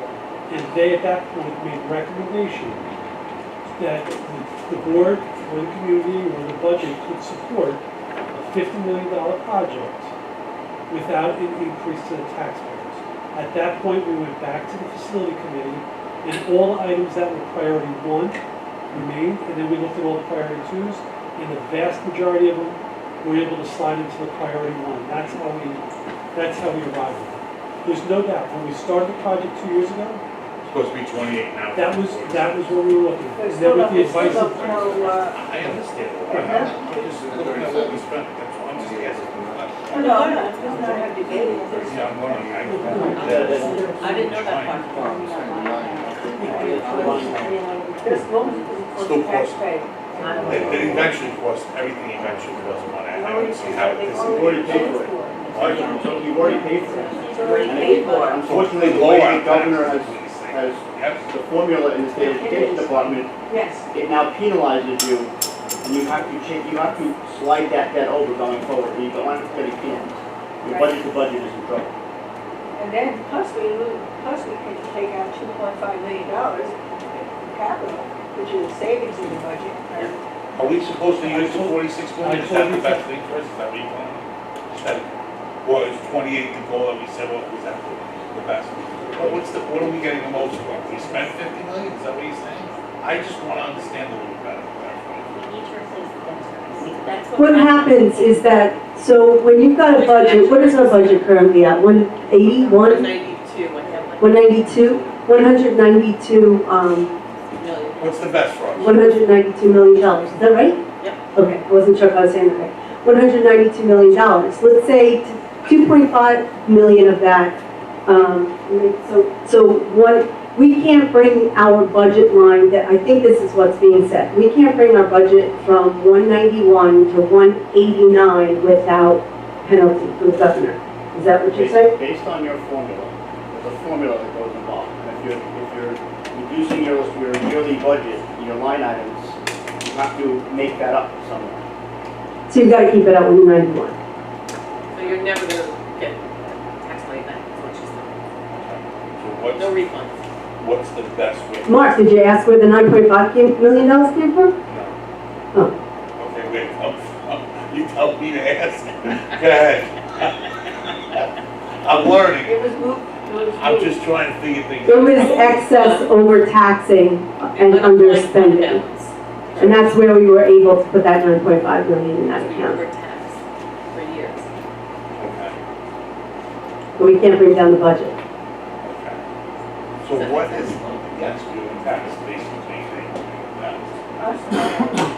You know, I gotta tell you, I'm sitting here as a patient all night, but I gotta tell you all, okay, this is lunacy, okay? Because you're throwing numbers, you're talking, you're steady spinning, okay? The bottom line is, the professionals that you pay a lot of money to in this district. What's the best number for us to spend? And is what I'm trying to Sharon ask. have Tony, don't get loud, have please. put together, Be loud. I'm not yelling, I put No, you're loud. together, okay, a bond after 22 months of people working on it, okay? And we're gonna sit here and have people from the audience nitpick, okay? She was on Give the out facilities full, committee, I just know so she you is, know. and I know she was, okay? She doesn't like how it ended up, so now she's got a lot of good not numbers. happy We're about not it. saying My that we- point is, let me tell you folks, I've been to tons of different school board meetings, I've been involved in education a long time, and nowhere else would they be sitting here, as somebody said before, debating, okay, about something that doesn't add any more taxation to the people who are already paying taxes.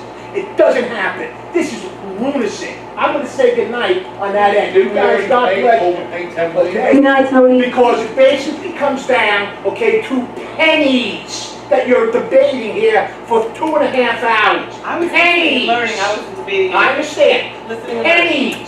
Pennies is what you're talking about. How many classes go in the library? I'm not blaming you, Mark. I'm saying you're discussing and Can we add more debating. classes going in so we should add That's collaboration? what you are, because she's come up, and I don't care what she said, That would help she's got an collaboration and attitude, openness. she's got an action line, okay, you have an agenda. Yes, you do. I don't think so. I don't I have an definitely agenda. think she does. I don't think so. Okay, that's fine, you keep Kelly's listening. very She has an intelligent. I don't think agenda, she is. okay? I don't think And people who are experts are trying to Kelly's an answer. expert. She's an okay? expert. She's not an expert, She okay? is. She's not getting paid by the district. She thinks What's she's the- an expert. She's Why not am an I being expert. attacked? I am She's not an saying that expert. you do anything. She's not an expert. It's lunacy that you're having this discussion, that it continues to go on. Do not close the door, do not close the door. Okay, it's This gentleman lunacy. just yelling at insulted me. me. I'm telling you my opinion. You give your opinion, I'm expressing I'm my at the opinion. microphone giving my opinion the way that an organized meeting works. Oh my God. I just really wanted to ask a question. What's the best amount of this? I don't know. So you telling me it's best for us to spend? My concern was putting it all in one big full glass. That was my concern. Well, I'm asking you two gentlemen, since you two are the run the So I can't Just give ask me you, questions, is that okay? Thank you, What, Terry. what are we looking to spend? What would be best for the district? I can't Would give it be you, best for the district to spend 28 million, or would it be best for us to spend, I just want to know. I can't give you an absolute. What I can tell you is, when you use capital funds, when you do it through the approved process, you can maximize your state aid. That's important. I don't want to have to do a project of, $50,000, $100,000 here, there, and wherever, if I can maximize state aid. All the projects that I brought forth, with the one exception of the maintenance building, would qualify for state aid. I think it's important. That being said, I can't speak to the appetite of the board or the community to what size project they should do. I can't do that. When does it end at the state aid stuff? What number does it end at?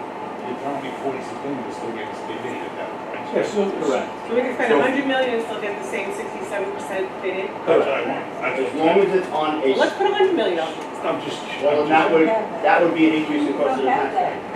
That would mean, so where is the number stop, where it's not? The 50 million they were talking about is the stop, where it's not an addition. That's to what I'm the trying to We went right find. up to that. So at that Thank point, you're getting your maximum spending power We're getting somewhere. versus So anything 50 less. million, We we're stay at getting the on that. $9 million budget that we have And now. it's no additional No cost additional cost. to the That's what I'm taxpayers looking in this community. Well, it's the same cost. The What's your budget line name? is $9 million, Right. it's gonna stay $9 million consistent. I would just like to interject that, I don't know if everybody is aware, but they are looking to increase the taxes in the town of Islip. They're proposing a 5.3% base. So I think for me as a selling point to the community, as a taxpayer, if you spent the extra money to have a separate vote on it, and I heard that there's no increase in my taxes after my taxes were just increased, my vote's going right to yes. Good for the kids, great. No increase in my taxes. So I think that's something to bear in mind. I know you're wondering whether you should spend this Well, that's extra why I money wanted on to a get separate it. vote. Right. I think it's worth it if, in lieu, or, In 2023, what would that go down to, John? 1.9 million instead of the 9 million that we have budgeted there now? I'm sorry, so 22, 23, we have an additional $2.3 million of debt service. 23, 24, you have an additional. When does it go down to the 1.9? Remember you showed me earlier? That's 2021. 2021. So instead of the $9 million budget line, what if we don't do anything, just so I can explain to you, if we don't do anything, say we threw this bond out, which I don't recommend, but say we threw the bond out, and we don't do anything, in 2021, our $9 million budget item goes down to $1.9 million. So that's what I'm asking. No, when the capital reserve, No, so so 9.3 is the capital reserve. we currently have debt service embedded in the budget at a little over $9 million. Right, so that's what I'm asking. In 2021, 1.9 of that would come from. When does it zero out? That's what I'm asking. Or not zero out, lower down to like $1 million. We looked at that earlier. So 24, 25 24, 25. would be So the the last. $9 million budget would now be decreased by $8 million. If we did nothing, that's what I'm saying. Correct. So, okay. And at some point, That's, in those years, 22, 23, things are gonna break, 24, things are gonna 24, need. We're gonna need stuff done. bond council and I'm Sharon, just pointing out I'm the sure, other. totally agree. Somebody's gonna turn around and say, you're gonna have to take a look at filling the gap, your revenue side, and look at that. Not to say you're gonna have to do a project, but you should look at it and be aware of it, because there is a revenue implication to Well, everything. just as I explained to you earlier, it's like an accountant would tell you, and we talked about this, now you can't take off more than $10,000 for your taxes. So a lot of people keep a mortgage so that they can get the tax break. And an accountant would say, okay, you get a tax break, $100, we're getting 67 back to state aid. You get a tax break of 67, you're still paying $33.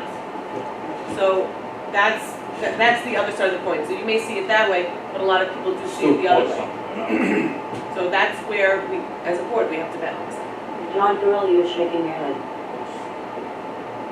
As long as you don't spend, that's why we're at 46 to 47, it's not gonna cost additional funds to the taxpayer.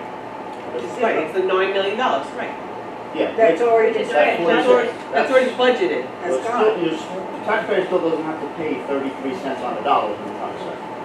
That's already equated, it's already accounted for in the entire package. That is correct. Right, but if we did nothing, that would go down, eventually it would go down, that's what I'm trying to explain. I'm playing a little bit of devil's advocate. So it's $6 million, you have to still never $6 million of revenue will also go down, so it's. We also run into problems with the school, we have to fix these. Correct. Well, I didn't say that. I'm playing devil's advocate, I didn't say whether it's right, wrong, or different. I'm not arguing, I'm not debating, I'm just saying. If you guys have $46 million, am I right? Is this what I got it in my you have? backpack. I'm just trying to follow We along, have so, been- I'm not good at math, I'm good at a lot of things, but It's math is my not, it's best. not actual 46 million, it's It's spending. available. So what I wanna know is, I'm reading all this, right? And there are things in here that, I'm a taxpayer, lived here a long time, and I wanna know why I would vote for a lot of these things over things that aren't on here that I want on here. So now the question is, the question is, like I want, Central AC? I want central AC, I'm not trying to, I want better security, but I want for a lot of people, better things too. And some of these things sound perfect and sound sound to do. Like the average person would say, hey, this needs to be done, 100%. And then there are some things that are like, this can wait a year. It's like me fixing my house. I'm not gonna do everything at one time that you do what needs to be done over what you want to be done. So what I'm saying is, if there's other things that parents, community members want that are necessary, they are needs, they're not just wants, they're needs, but they're not on this list, I wanna know, how do you get it out of that money? Or this is the question, if there's 46 million, right, to spend, but that's allocated for this, okay, no problem. Is there more money to be spent on, hey, we want to get Central AC, hey, we want better security, we want extra security guards, we want this one, and that's a necessity in today's climate. Can we get it, or does that come out of the 46 million? No, that would Okay, so you're talking about two different buckets of money, because you're talking about operational money versus capital project money. So when you talk about security guards and you talk about additional personnel, that's operational money, so we're not even gonna touch that. But doors are, Yours we pay for. Doors? We pay. I'm not saying that, I'm saying doors would be in this bucket. Sure, not doors that. would be in that budget, AC district-wide would be in that budget. So Would be in this, correct? would be in a capital fund. It's not currently sitting in this $46 million proposal. Right, so my question to you is, for people like myself, and many others that I've spoken to, because I came and brought this up last year, Right. how do you bring that onto here? Oh, wait How do you bring a vote for other people? a second.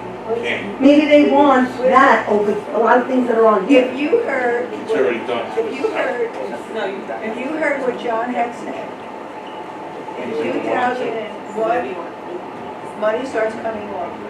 21, 2020, 2022, 2023.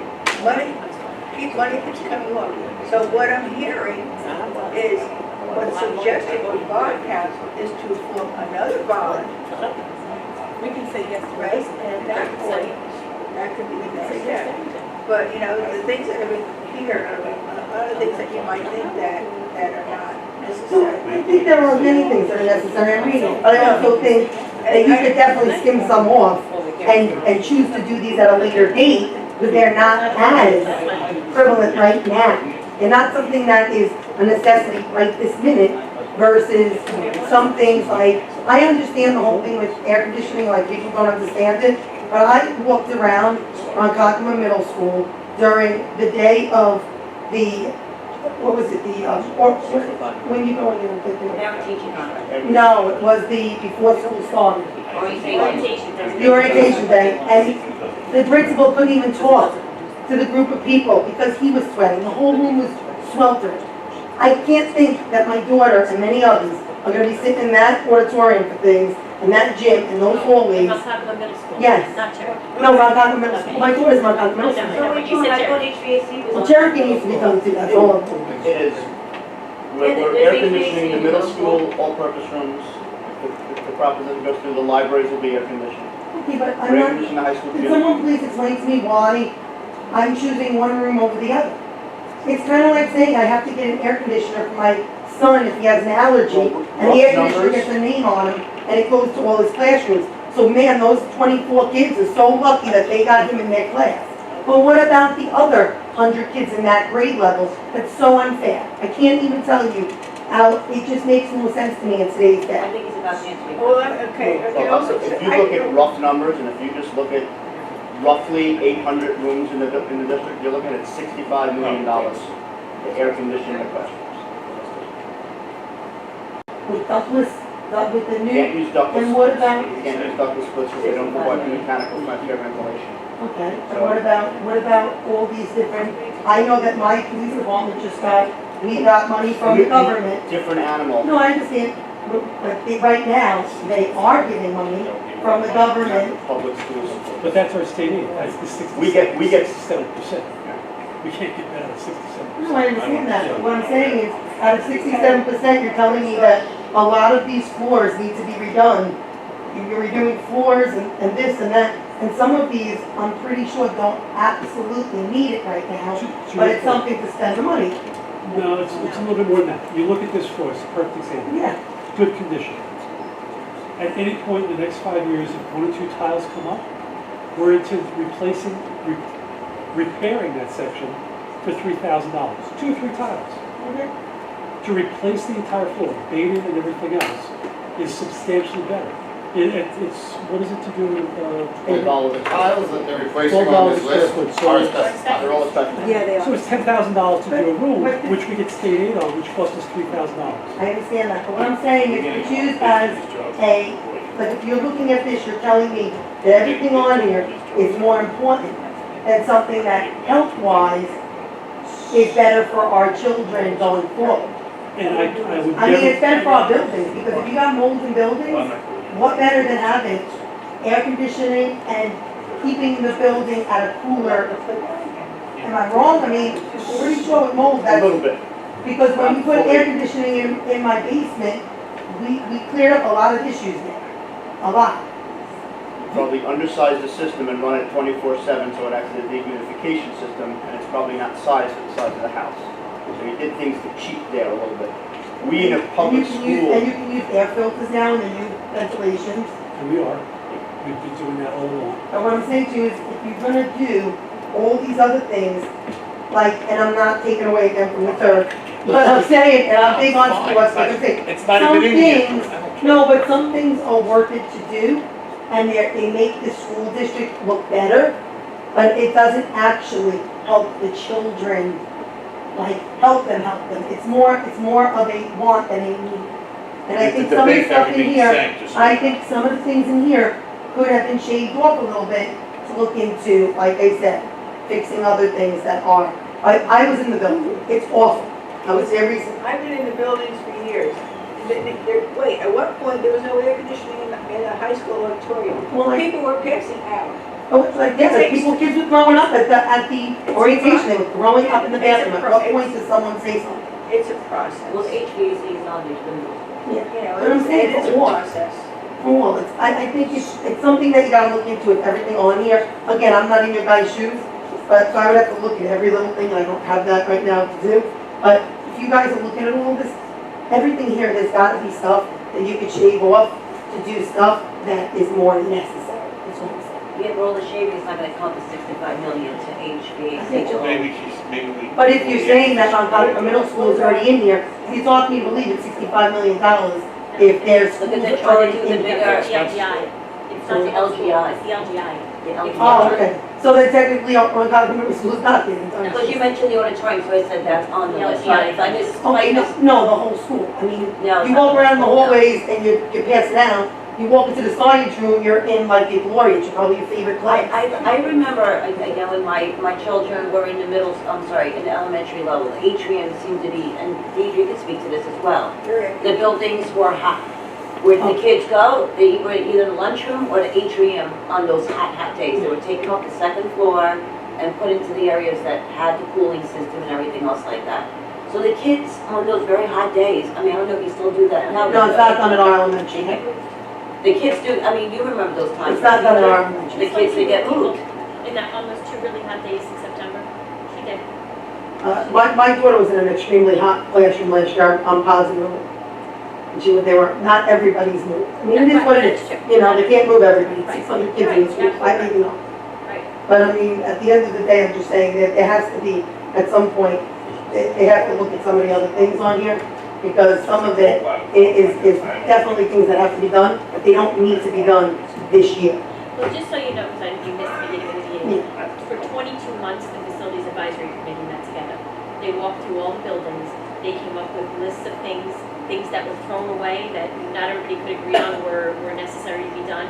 This is the finalized list that the committee came with to send to the board, for the board to look at and say, okay, this is what we have decided over 22 months of working together is the most important things to get done in this And I don't funding. know how in this funding round. I don't know how they walked through those hallways and didn't think of the children who we have way more now than we ever had before, who have special needs, who have allergies, who have all sorts of other issues that have not, that when I was in school, you didn't hear about, but now you do hear about. They do better. It is a fact that kids do better academically when they're not passing out in class and in the nurse's office. And last year, there were more children in our elementary school in the nurse's office than ever before. I was told that by a nurse.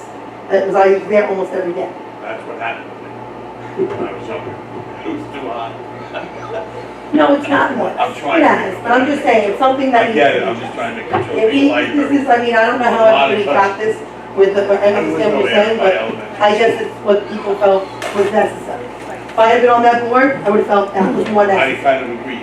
So it depends. As someone who, as someone who sat on this committee, there was a lot of things thrown in our direction. And there was, for me, I'm only gonna speak for myself and how I decided on things and how I thought things were appropriate is, okay, the AC, yes, I know it's in demand, but, okay, are we using it maybe 20 days? As opposed to something that we can Costs use go all. up too when you use air conditioning. Yeah, as opposed to something that we can use all year round. So it's a lot, we were facing a lot of challenges on what to keep on, what to keep off, what's cost effective long term, what's only just a temporary fix, you know, just for the few days out of the year, you know, so it's. No, I understand, but Yeah. I look at, and I've had this discussion last year too.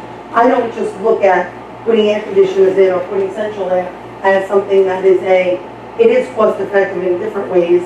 It's also, like I said, the taxpayers pay the money for their children to get, and hopefully for their communities to get the best for the buck. Right. I would hope that the things that we want, that we feel are necessary for the kids, because we see what it's doing to them, is something that would be a realistic, you know, something that's realistic to look into. Not some of the things, like you were saying about just using the floors as a, you know, as an example. If the floors look good and they don't need to be done right now, you don't have any loose tiles, I'd rather wait until the year that the tiles are getting bad to redo them. It's like anything else in a regular home or a regular facility where you worry about things. No, I'm just saying, it is things that you would worry about. Maybe there are asbestos, we gotta get them out just to help reasons. But I'm saying, I'm sure there are things, using shields, using this, using that, that are not necessary versus if you have 15 kids in the nurse's office every day at every school, kids going home sick, it's something that we need to address. And the other issue on that is, I've said it, you cannot tell me that your schools are secure when you have regular air conditioners in windows.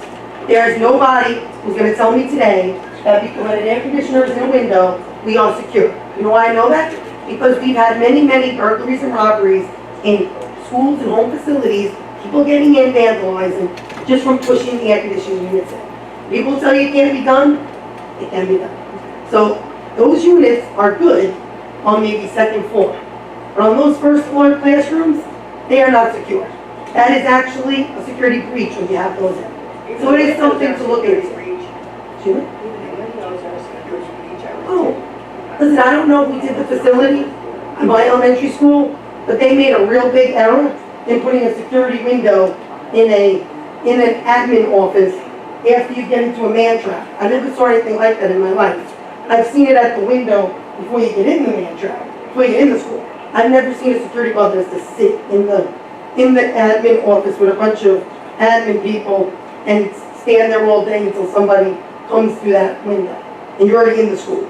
It's a little, so no offense, but the way things are done in schools, they're not really done speaking to the people about security wise, because if it was, that's not security.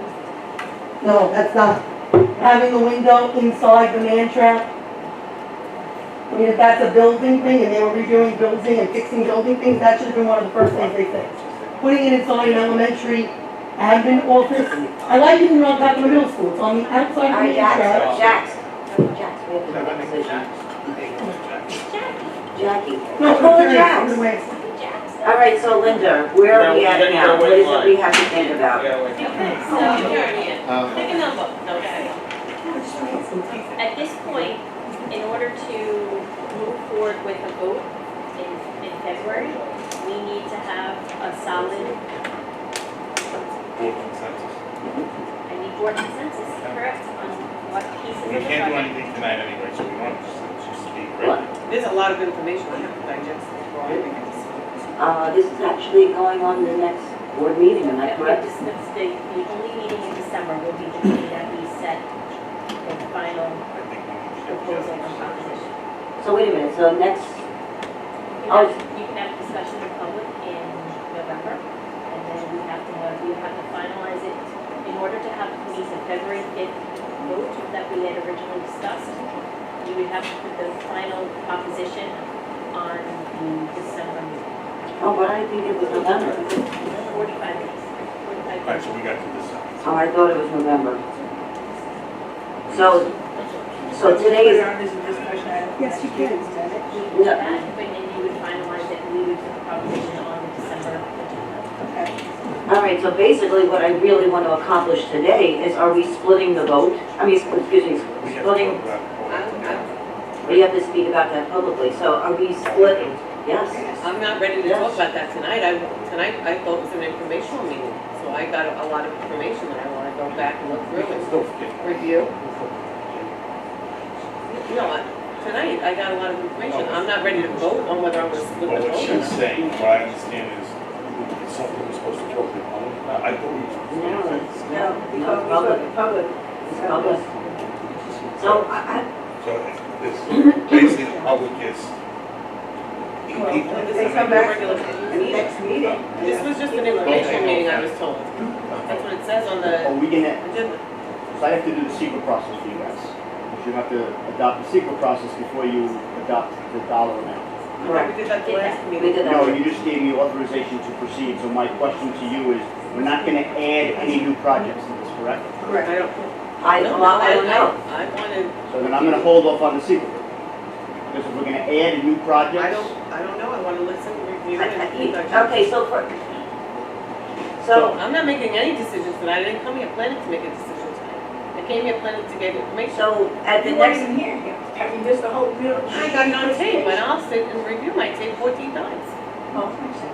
Right. all right, so at the next board meeting, what I was hoping to accomplish at this board meeting is that we would be 90% closer to putting something together. At the next board meeting, I apologize, I thought next week was okay, so it's actually December. I am feeling we're not any closer I think we're to, So I just want to review my information. all right, so so I'm gonna ask now. What are you looking to achieve at the next board meeting so that we can finalize on the December meeting for a vote? What are So- you looking to achieve? No, I already know what I want, I'm asking you Well, I guys. don't know what you want. I don't know what I want, I just said that. Okay, all right, so you want my opinion? My opinion is not to split the bond, keep it as a bond as the whole. Keep every item on the bond, that is my opinion. So I don't know if we are there yet for the next meeting. What I'm hoping that would have been accomplished today is that we would have been 90% there. So at the next I didn't know meeting, that's what you were hoping, you didn't tell me that. I think, I did kind of said that in the emails, but I was hoping that we would get a little bit closer. Talk about it together. Yeah, No, I we didn't get talked, that. no, Well, it's not an executive the next session. board Doesn't meeting, make a difference. I can tell you right now, I'm satisfied with the way it is. I've been on that committee, I've sat through the committee, I listened to everybody. What does the public think? Is not what we're supposed to ask them. Well, next week, we're going to, the next board meeting, where we discuss this once again in public. Perfect.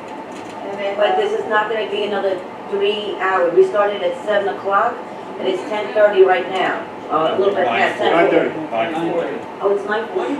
Oh, you better go change that clock. All right, so we're here 2 hours and 40 No, minutes. the clock is right. The clock says 9:40. No, it says Oh, I'm 9:40. sorry. That's what happened. Linda, can you loan her your glasses? Okay, all right. What I was hoping to achieve today is, are we coming to a decision if we're splitting the bond? Are we keeping the bond as a whole? So I'm not even thinking we're anywhere closer to that. I can say for myself, I want the bond together. I don't want to Well, the split. recommendation from what I heard was, if you try to do it any other way, it's kind of tricky. Exactly. You're tricking the public, which I don't want to do.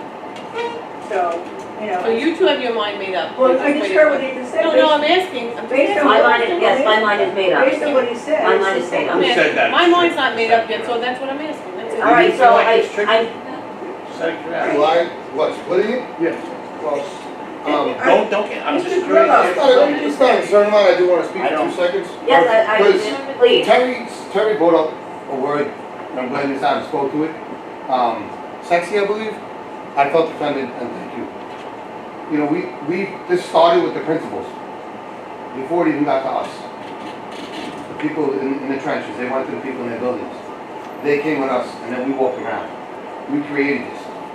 I don't see any sexy items on this. I see needs that make this community, this school district, a better place for the kids involved. every item on there, not from safety to. I'm gonna stick up for Terry You know. here. I think the word she used was just semantics. I don't think she meant it that way. I No, understand. we talked about how he couldn't just I'm not- fix I'm it. just- I don't want to- Can you let him finish, I let him finish? understand it's 9:40, it's late. My big point was, this is not, the sexy got on my nerves. I understand. Sorry. I understand. No, I understand. Listen, Terry was there, so I know she didn't mean it that way. I understand. But it did strike a little quick. I just look at that list and I heard this conversation. And I'm glad you're addressing it to feel the background behind it. And she's over there. You know, these are improvements that are needed. You know, from the auditorium, I mean, the thing is the same since I graduated. You know, these things need to be done. The community deserves it. Yeah, there were plenty of other things. We crossed off We thousands did a of things. lot of I mean, there are cross. things we crossed off that, you know, that we didn't address. And I'm sorry you weren't part of that. You know, I wasn't on the board then. I understand. But you had the opportunity to be on the and facility same- committee. right. You're right, but I had a lot of other things that I was So- on too. Okay, so I made the that time. was Listen, we I can made go the back time. and forth on that one. Right, You know, the same thing I just said, she didn't have the same opportunity. So I just want to really hone in, I really think we made a great list. Is it the world's greatest list for your needs? I don't know. Is it the greatest list for her needs? I don't know. But we did a lot of work. We sat down for hours and really looked into these and we discussed every one of them. And I We walked feel, through every building. you know, Yes. it really, Who did that? Let him finish, you just told me to let him. Well, I was right here. Well, I was I reading know, but I wanna hear it. How did you get to be in that deal? Wait, just let him finish, please, let him finish. I wouldn't allow this gentleman to speak, because he, like me, was there day one on this committee. He put a lot of time and effort, made a lot of decision on this committee, so please, sir, please finish. so, I don't think she heard you say that it's not perfect, and we knew it wasn't perfect. yeah, I mean. But we did again, the best that we could. We did, and I just really, I think every item on that is just a great improvement and a need. It meets the needs that was started from the principals and staff in the buildings to, you know, structural stuff. You know, that's all. Am I wrong in saying the longer we need to make decisions, we'll miss that February date? That is correct. But who made that deadline, and can I ask you why why it can't be pushed off a week or 2 weeks? Like, is that a big difference? Just Again, said 45 days. right, so 45 days, if we make the decision, I'm just playing devil's advocate here. If we make the decision January 1st, it's 45 days from January 1st. If we make the decision February 1st. Am I correct, Linda? It's not that easy, because what has to happen is, when the board finalizes that this is a project that we are going to do, then John, and myself are going to be in this community, walking people through the building, showing everybody what's going on. We're going to publicize it, we're going to do the PR, and we're going to put together the proposals that go on the ballot. So it's a big decision. It's a big decision, and So I don't want to be rushed. well, the truth is that, you know, there's only a few of the people who were at the very beginning. There was a help wanted ad that was sent out in January 2017, where we asked people to be part of 5 different things in the community. We asked them to be part of the 4 pillar committees and the facilities advisory committee, which was something that the board asked us to do in fall of 2016. And the people that are here tonight, and there's 5 or 6 of them, and I thank you for the service that you've done to the district, because really, for 22 months, they've been discussing, they've been vetting, they've been talking, they've been debating, and they have been representing the community, from teachers, administrators, to parents, to people who don't have children in the district, who are here because they're architects and wanted to be part of the process. So, as a board, the truth of the matter is, you put together board committees. And I'm going to say this out loud. There are other times that board committees have met for months, for hours and hours on end, and the board has said, no, we're not going to go forward with your recommendations. And that becomes very dispiriting to the people who are willing to put their time, effort, and energy in it. So the truth is, what was great about all 4 of the pillar committees is they came in front of the board, they proposed everything that they asked to propose, the board said yes to everything, and we moved all those processes forward. The Facilities Advisory Committee met for 22 months, representing the community. worked hard hours walking through buildings and then debating, and there were some really rough nights in this room where they debated things over and over again and got very heated over the things that we finalized on this agenda. So, you know, I thank you all for the service that you've done, but I think as the board, you have to look and say, these folks represented the community, and they did their due diligence, and the project that they've come up with is never going to be perfect, because there's no such thing. You know, you can't change everything all the time, but the work that they've done is really looking at all of our students and all of our facilities and trying to make them the best that they can be with the money that we were allocated. So, you know, we talk about not making a decision, but the truth is these folks made the decision for us, and they were here tonight to help you answer any questions that you had about moving forward with their project. You know, we had multiple administrators, we have multiple teachers, we have multiple members of the community. We invited the members of the community to come to that. And so, you know, that this was the discussion to really finalize so that the board can so now we can go publicize, because you know what, Mark said it earlier, there's 20 people here. And we have 28,000 people in this district. So we need to get that word out to everybody about all these projects that we want to get done for our children, for our facilities, to make them the best for our community. And that's where we are right now. That's why this meeting was put together, so that the board could ask questions of the folks who gave their time, and also to other community residents who are interested in hearing where we were. Honestly, if we, you know, yes, the more we delay this, the more likely that we are not going to get the word out to the folks to come and walk through the buildings. But when you say, this is the project, take this one line off, or add this one thing because it's something that you all missed in your walkthroughs, but that's what this tonight was really for. That's what I'm I ask questions. So if there's a couple of changes, it's not the end of the world. Some people have to understand that things have changed a little bit. It's not the end of the world. I know you want it this way, this is what you want. Well, no, I'm not saying that at all. You know what, I'm saying is I don't think there's anything in here that are, I think this, you know. I agree, that's why I said Maybe to the you, word there's a should have been million. wants and needs, maybe actually the word, who knows, it's semantics as far What as. I'm saying is, It's not something definitely, I'm really hung up on. I think That it's word great, is not something thank I'm you for getting everything you did. I'm gonna just put it out there, John, over the last several months, how many presentations have you made about this bond? How many times have we discussed this bond? From July.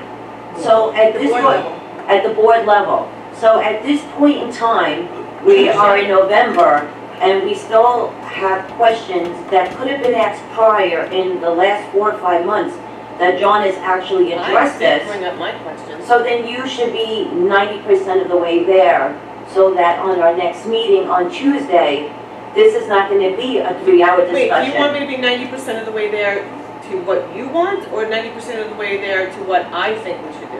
All right. Because that might be two Because different things, I'm not really sure.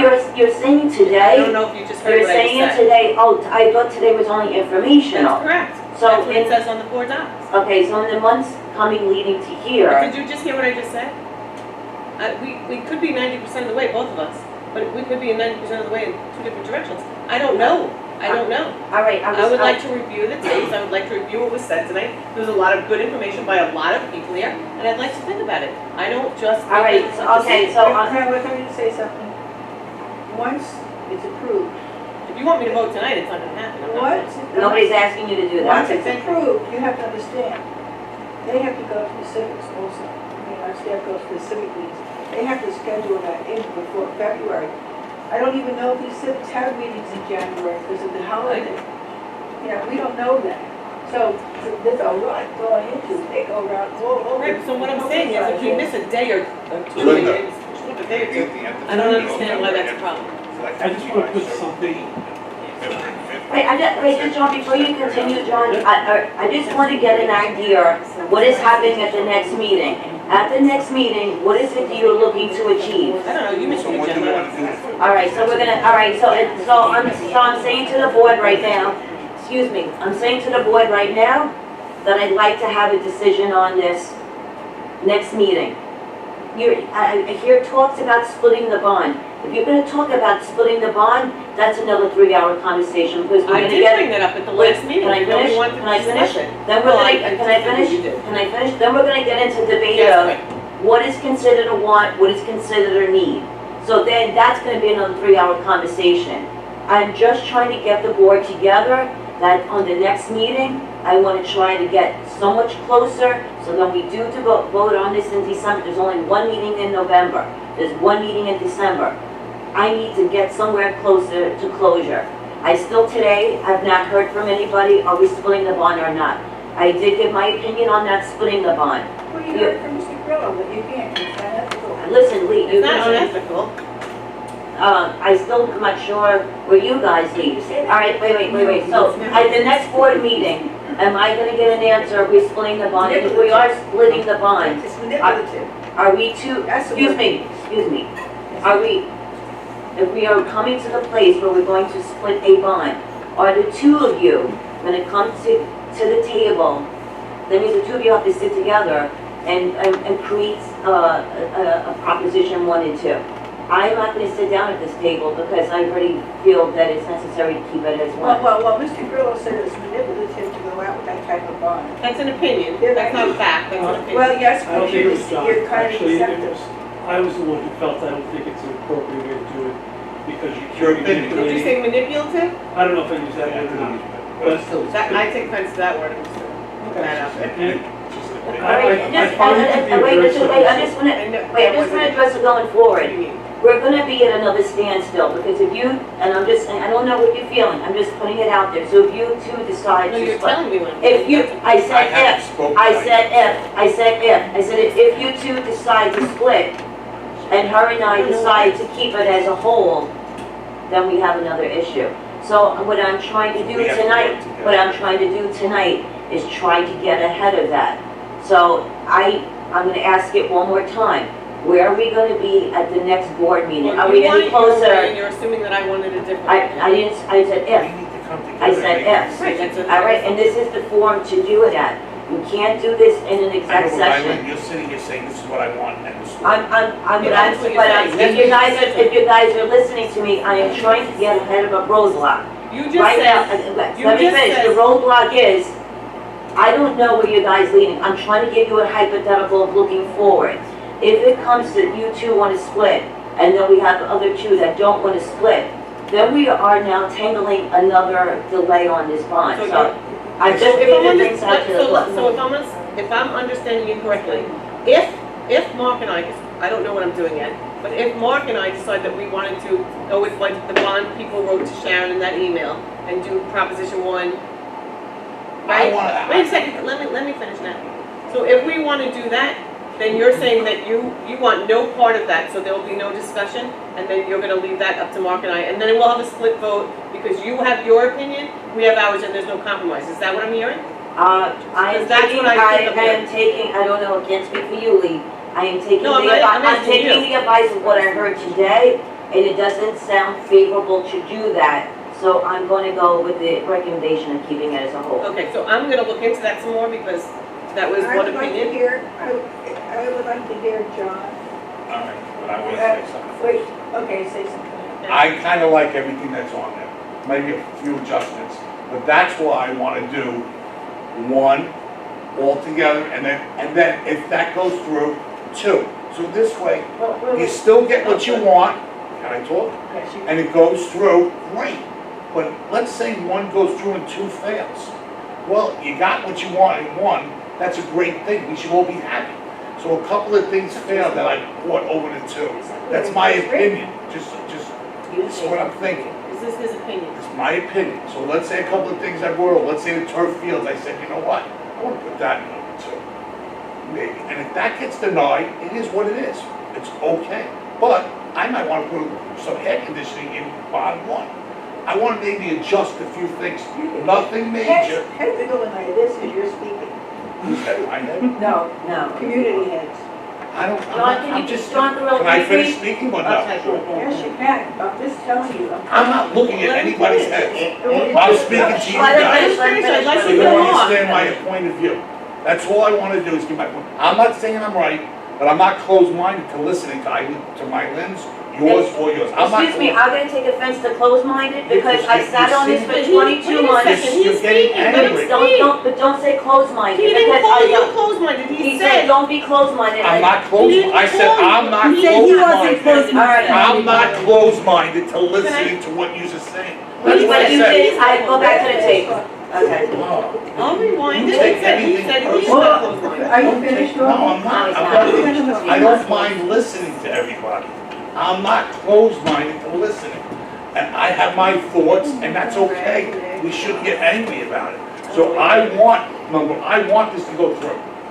There's no doubt in my mind I want to go through. If there's something on number one that I feel might hurt it, I think maybe we put it on two.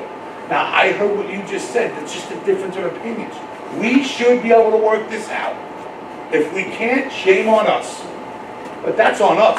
Okay? That's on us, because we have to become adults. All right, I need. No, I'm not done talking. Oh, okay, you sound like you were. No, we need to understand how to get along. It's important that we listen and not just want to be louder or just talk. I sat here 90% of the meeting, I listened a lot. And I've been doing that since I've been on the board. I don't know a lot of stuff. I'm learning every single day. I went with Linda and I sat in things and I learned stuff that I was like, wow. We don't do any of that. Did I say that to you, Linda? When we just went away to NISBA? I am learning every day and I don't know it all. I'm going to be the first one to tell you that. I am going to listen to the people. I'm going to listen to what you guys have to say, and I'm going to make the best educated decision I feel is best for this community. But we have to do it together. Okay, I have a question. I don't call any board members, ever, I haven't talked to anybody. okay, ever. I spoke to I don't everyone text yesterday. board members, ever. I don't Well, what do do you- Facebook, ever. I discourage it, because anyone that has something to say on Facebook should be calling administration. I discourage it. All the time, I have said the same, this is my way I look at things.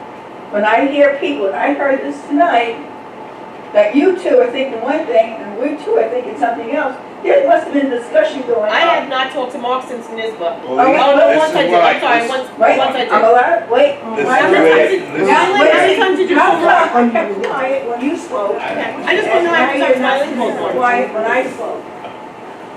This is not, this is what's going on. This is what I'm hearing. I'm hearing people going out there telling the community not to vote on this.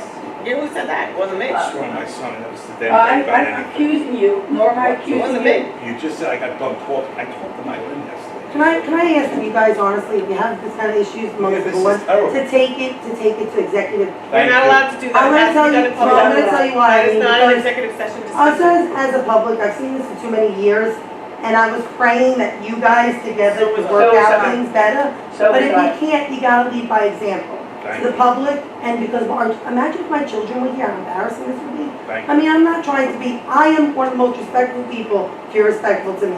But like, this is not respectful to everybody. And I don't like the guy yelling at me, he's walking out the door either. Not respectful, like, there's a way to do things and a way not to. You guys are all above it. That's what I'm telling you. Y'all. Thank you. We I have the know a lot most of you. respect for all You of are. you. I appreciate your service, appreciate what you guys do. Why don't you, if you can't make a decision, do it in an executive session. You're not allowed to, Jackie. You're not allowed to. Well, It has to be discussed in public. I understand that, but then you The problem is should, then it should communication. behoove you to know that the community's watching and you don't want that. You Well, don't you want. have I'm not to fighting. I don't feel like We're not I'm fighting. No, I'm but not just, fighting with it. you understand what I'm saying? From what I we're here agree. sitting, it I sounds agree. like Right, but you have to have a discussion, and sometimes You're it gets a getting little heated. snippy with each other. it's not working.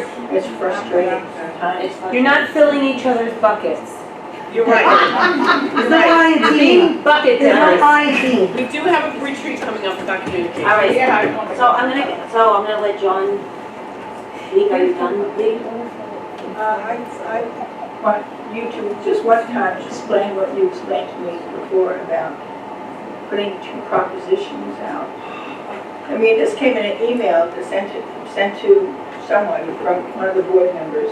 Right, so I asked it at the last the question at the last, Yeah. the question at the last meeting was, can you put out a proposition that has two separate components to vote on? And the answer is yes. You can put two propositions, you can put three propositions, you can put 20 propositions. There's no limit to the number of ones you can do. it gets tricky because some people don't necessarily understand and appreciate the process that you don't get A unless B, you don't get B unless you approve both. A has to be approved regardless. It becomes confusing. We're sitting here trying to have a conversation about the funding, about the capital reserve, about the debt service. There is a lot of elements here that we're trying to do in education. There's a lot of people who spend a lot of time listening to the conversation, now think about taking that out to the community and trying to take it out to the masses. You can say that only 1,000 people voted. I know it's not a lot, but it's important that we still are transparent, that we let people know exactly what's happening, that they have an opportunity to be fully educated on what's going on. But you can educate them both ways. You can. All I'm saying is it's difficult. It's compromise. It's a great word. And I'm not, all I'm saying is I believe it to be difficult. I believe it to be problematic. That's my opinion. Nothing more, nothing You're less. of an opinion. Thank you, John. The piece that I want to focus on, and what I, You know, you speak, I'm sorry, that's okay. The piece that I want to focus on was something that Mark said, and what I heard him say. He supports it, and he wants to see it all go through. That's the piece I heard. When I move forward, when I sit here and I dedicate the next umpteen nights and umpteen weeks and umpteen years of my life, and I take away from my family, I need to know that I have full consensus. Now, I understand, and I hope I'm not coming off disrespectful, because that's the last thing I want to do. People have a difference of opinion. We have to find out what that compromise is. I don't want to jeopardize any one element of this conversation, because the people who put it there, not necessarily myself, I can speak to the facilities. We want us to talk about floor tile, no problem. We want to talk about pipe installation, no problem. We want to talk about playgrounds, no problem. We want to start talking about libraries, I can't do that. The people that put that item on the list, the people that spend the time talking about it, they're not here to defend it. The people that talked about the field house aren't here to defend it. We have so many elements of this project that we need to find what that compromise is. I don't want to see anything jeopardized, but I know that we need to come up with a collective solution. Because if we don't, and if we can't do so in a timely fashion, and this gets delayed further, Hurts us. not only hurts us, every single estimate that we've come up with, throw it out the window. We're going to have to re-estimate this. That is what we're up against. Since last December when bond council came in, I presented the first $28.5 million. In March, when we started getting information and feedback about the library component, I presented again. In July of this past summer, I presented the project again. We presented it again last week, we're presenting it again now. I understand it's a huge obligation and it's a huge decision, and it has a way of shaping this district for the next decade. That's the way I look at it. There's not an element in this project that I don't think is a 15 to 20 year solution. That's what I'm looking at. We cannot continue to wait before we make a decision. And I don't know what it takes to get there. I don't know if we have to have board meetings every single night until we can agree on something. Well, you know what? I can hear what you're saying, but I'm telling you, I'm not committed because I believe in it, and I will do everything I possibly can. Not just because I've spent the time up to this point, but because I've listened to the staff, I've listened to the people in the field, I've listened to the administrator, and I know from my own personal experiences. We have an opportunity to do something good. We need to figure out what that good is for everyone. Because this is not healthy. This makes me want to call in sick on Tuesday nights. And I have too much invested here, as I know everybody in this room does. And I just need help getting to that goal. Through all that last year. Thank you, John. It's very well said, and that's why I wanted to try to get somewhere at the next board meeting where we're not just spending 3 hours on this. I'm trying to kind of narrow it down a little bit so when we lead into the December 5th, you know, I'm feeling like we're here and we should be here. But that's my feeling. I'm hoping at the next board meeting, we are going to be here. But I don't feel that way. Ours. Just so you know, But better the other look in the piece- mirror. the other- We better look in the mirror, that's last. Okay, look in the mirror. John is, I'm not listen, saying. John has been presenting since July. not This, debating I mean, if anybody had You're any. defending yourself. No, no, no, no, I'm not, no, no, no, no, no, I'm not, no, no, no, I'm putting out, I'm putting out the facts out there. We need to. I'm putting it, John has been presenting this budget several times since July, since we've been here. So I was hoping that the board would have been that much closer to analyzing what was already on the pieces of the bond. What you What saying you is, were hoping rather than is waiting that till we later. had the exact same decision as you. What? That's what you were hoping. So everybody can No, understand no, this. no, no, what I'm asking. We don't need to go back. What I was saying was, I was hoping that we were that much closer to next week formalizing, finalizing, so they could go on a December vote. I'm not sure if I'm hearing that today. And we So spent if we almost. disagree with you next week, say we decide next week. Why is it I mean, we? don't say Why we. is it All right, we? so if You know what? I disagree. You guys can say we. Because you I'm already not- saying, I'm my own because person. you said it was gonna be a two thing, so I know, I said if, I I'm said just using if, I this said if, as a I said if. scenario. Why is it we? All right, I'll be quiet. Well, look, you've been saying we too, so stop. I only said it as a No, I scenario only because heard you You've said been it. saying that. I only said it as a Stop. scenario because you said It it. should I be was trying we. to understand what Mylan It was trying should to be say. we. But there's some inside conversations going I'm on, done. that are going on. Yes, sir. This is a public discussion. I appreciate the time that you guys spent on the committee, and I know where you stand. Loud and clear, that's great, and I appreciate that. For yourselves, is it possible at any point in the next week to go through it? You've done a calculation as to what you believe are repairs. I'd like to sit down with you and discuss it to see if we actually. I just pulled out the repairs. The actual. Well, your definition of a repair might be different than mine. You might be saying that a playground is not a repair. I saw the playgrounds, John, I walked around with you. But that's what I'm saying. I'd like to. I didn't pull those out. Well, why would you disagree? You want to move this forward? I didn't disagree with him, Lee. All wasn't your I'm asking We'll say is yes or no. if you will utilize me as a resource to try to find that common ground. If we can sit down independently, collectively, however you want to do it. Independently, I have no problem with that. However we want to do it, and go line by line, and try to get a better understanding as to what you believe to be the best direction for the Kind of, district. I said it out loud, kind of. He said it Almost everything. You did, but you There's a also couple of said. things I think maybe that should go on too. So why don't you meet I with him like and the other, discuss it? I like the 1 and 2. And I said it last week, I like the So split. Some people don't like that. We need to get a compromise because rather than just, Is there historical data if school districts around split? What is the success rate compared to that? When I've seen splits, it's been usually one project. I've never seen a district roughly down the middle. no. I Nobody's want done us that. to do First that. needs, or, well, if you're looking at repairs at 17 million, That was, somebody said something, I pulled up repairs. and the problem with that when you add multiple things into your Prop 2 I know. is how do you Taking what I said as establish gospel, that? like, I mean, if we gave that being devil's document, advocate. if we gave that document out to everybody in this room, we'd probably come up with 25 different. Now you got 18 different side conversations, Well, I can't that's why even I was going back, so that's why I was going Can I back hear to what I Mr. was Grillo, saying please? before. I would You like wanna to hear create Mr. the Grillo, two finish what lists. he's saying. Then would there be a fight on what goes on the two lists? I had a $99 billion bond 20 years ago. The same thing is being said, but they're not. I know that we had a committee that walked around and you know, I was not attending meetings back in January, otherwise I would have been like, please put me on that committee. My question is, I've been coming to meetings since February, and I have been involved in all of these discussions at every meeting since.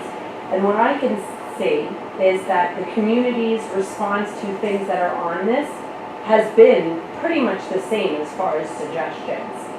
So my question is I know that there was a committee that was formed that also came up with these, but did they ever sit down and take into consideration the things that people who might not have been on the committee and walk the grounds that do come to the meetings every week and suggest these things, did they ever sit and look at the notes or watch the tape?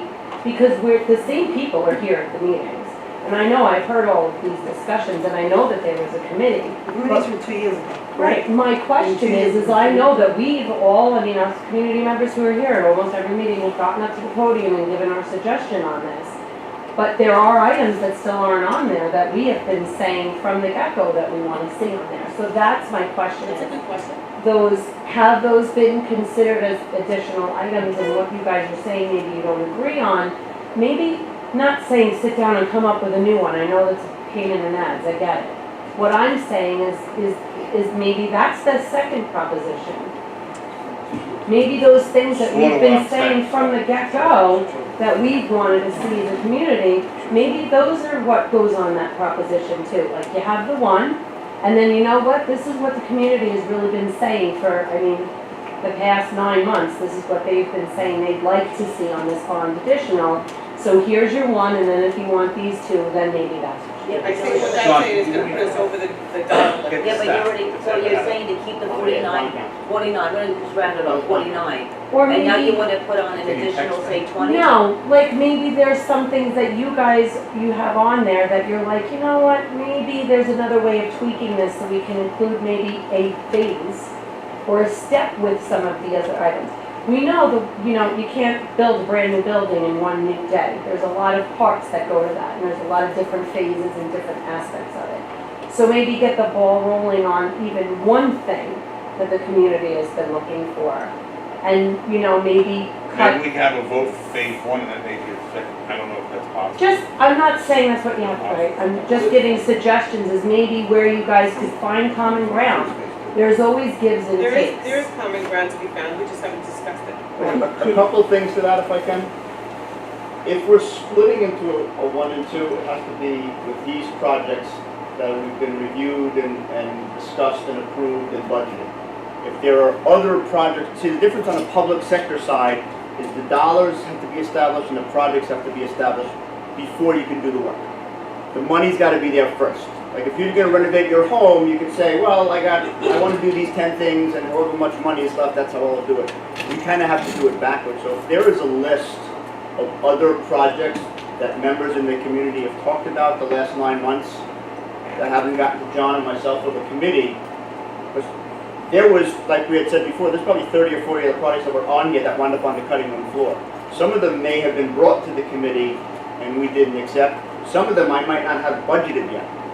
So if we don't know those, and I haven't even budgeted those, I can't present them to you guys because they're not in this document, they couldn't even vote at this point. So we need to get them together if there is a field. If there are But other, then you'd have to redraft an entirely new. No. we would have, yeah, you couldn't just say, let's do these, if there's extra money.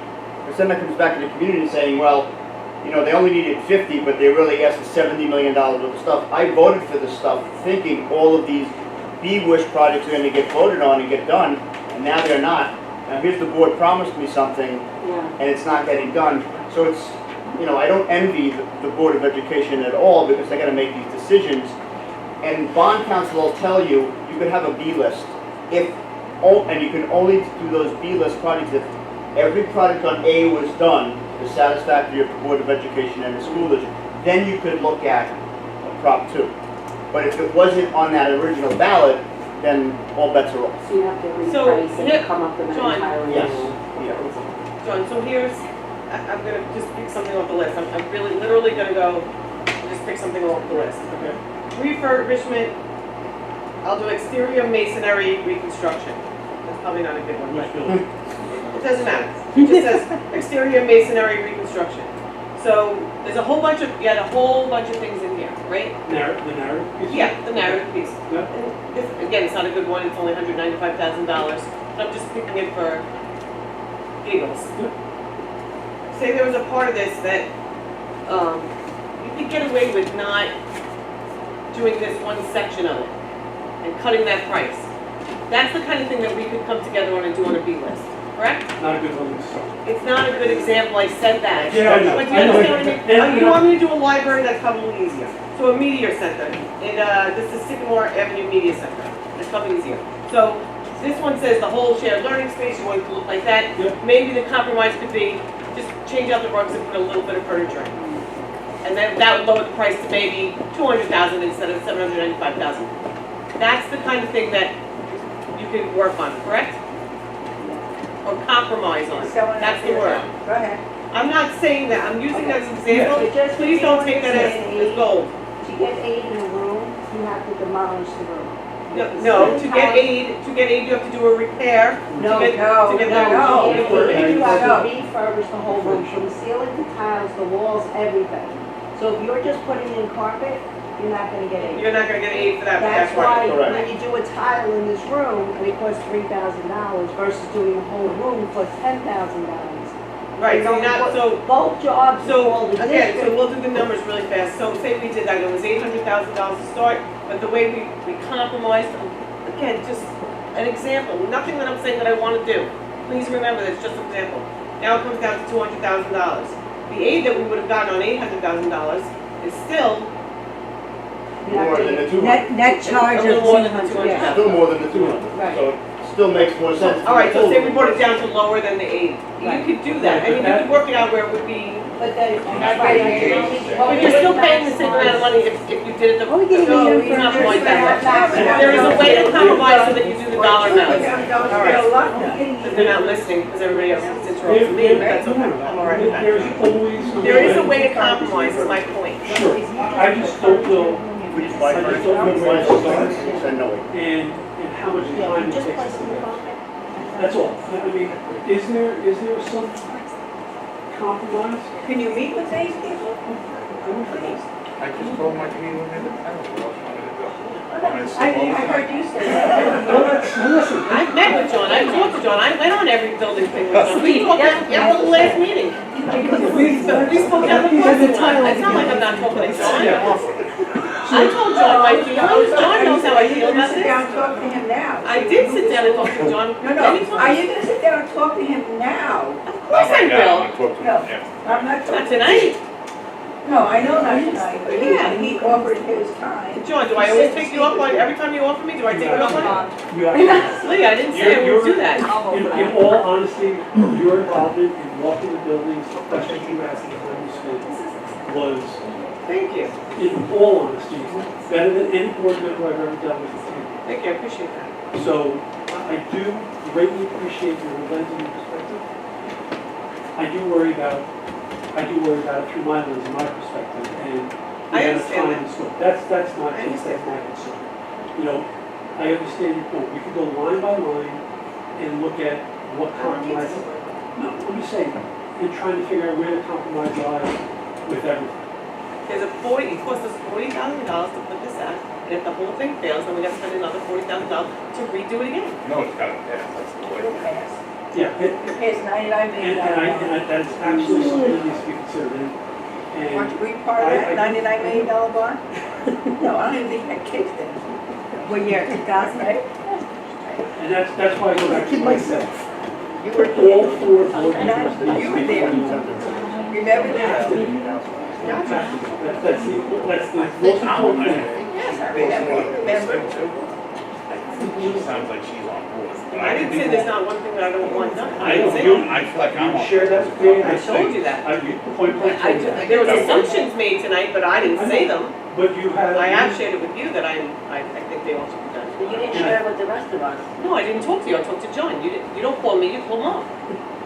So, that being said, I think, And Lee doesn't talk to anybody, so how would I share it? Lee doesn't call me, so I wouldn't share it with Lee. You don't, why would I share that? But why didn't you share it here tonight? Now I was you're- listening, and I was learning, I was listening. One of the things See, I that you, can listen one of the and things you were learn. saying is it's informational meeting, and I was just hoping, that over the course of these last couple of months, that you would have had your questions. I had my questions, and John answered them. You were just outside the room, so you missed that whole part, Mike. So I'm gonna bring it back, I'm gonna reiterate, I'm hoping at the next meeting that we can come this much closer. To what you want, or to what compromise? I'm just curious. I don't know what that answer is. Oh, okay. so That's what I want to know. I'm gonna do my best to interpret, and I hate doing this, but once again, I heard Eileen just say that she supports the project. That doesn't mean that she believes that it should go forward to the taxpayers in its entirety up front. To me, that gives us 4 people that support the scope of work. That's spectacular. Now we just gotta figure out how to make sure we get that scope of work to the community. Thank you, John. We're that much, we are that. We could have done that like, That's what I'm trying to we had tell that you. with. We, You seem like you like. but I don't want to put words in your mouth. No, that's exactly what I said. So I this- said that to you several I times. would. So this is a quandary, so we're that much closer, but we're gonna split it. So I don't think that's coming that much closer. That may not be the case yet. So they may not be. Neither Eileen nor Mark, from what I've heard, have taken a strong stance as to how they're going to vote when it comes to it. They've expressed an interest in looking into two separate propositions. We have to figure out what that looks like, which is why I offered this.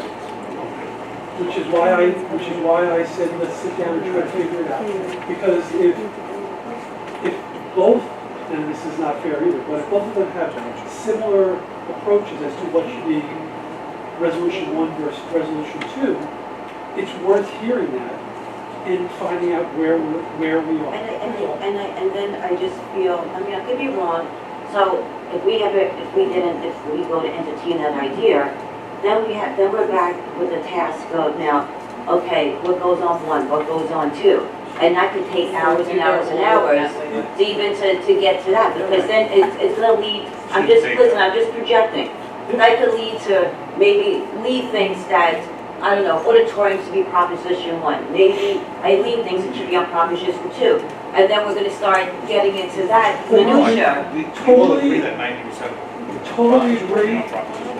Totally agree that that's a possibility. It doesn't mean it's going to be the outcome.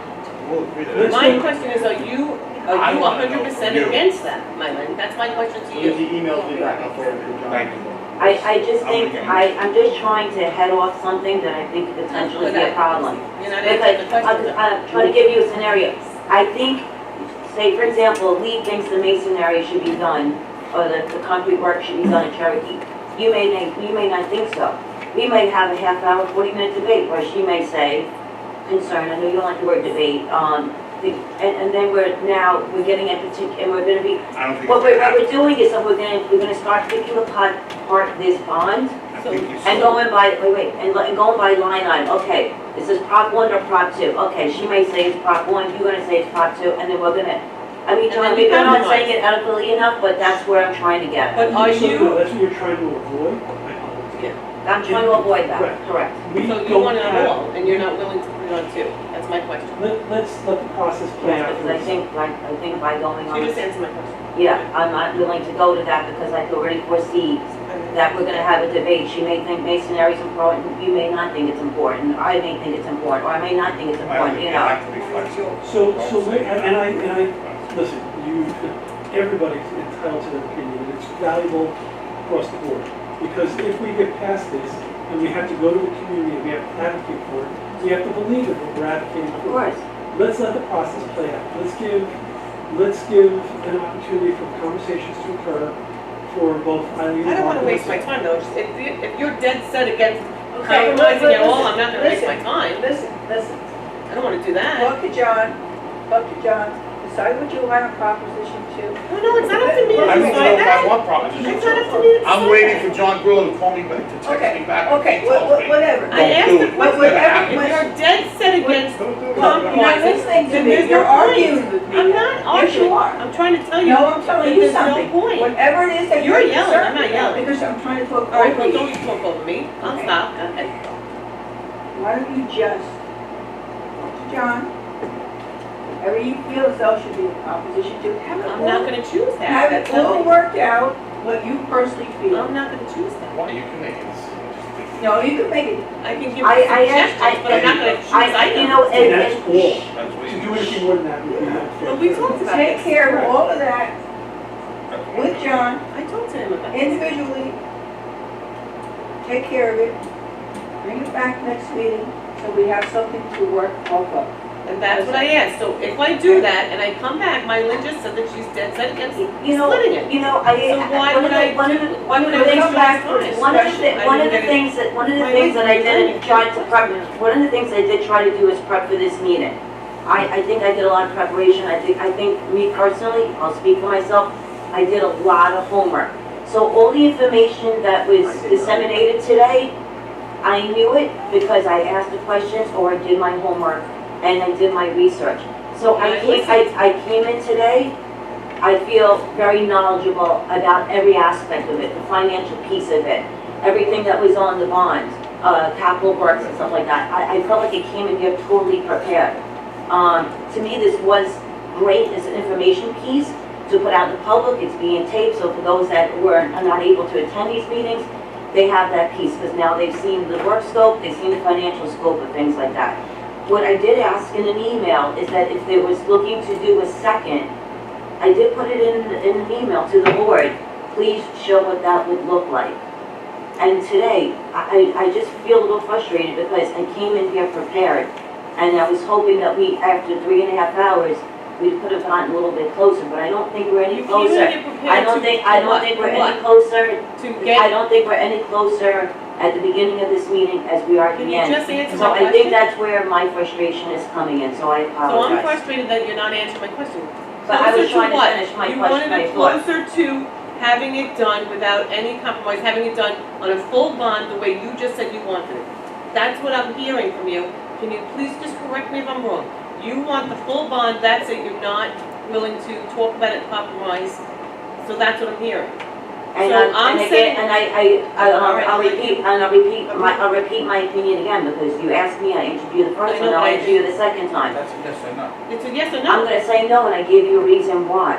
So, but you're not So you're not respecting, willing to compromise. you're not respecting my reason. I already said it, if we're gonna get into So a that, debate. so my only question for asking that is, so that I'm not gonna sit down with John Doesn't and waste pay to his even talk time to then. John.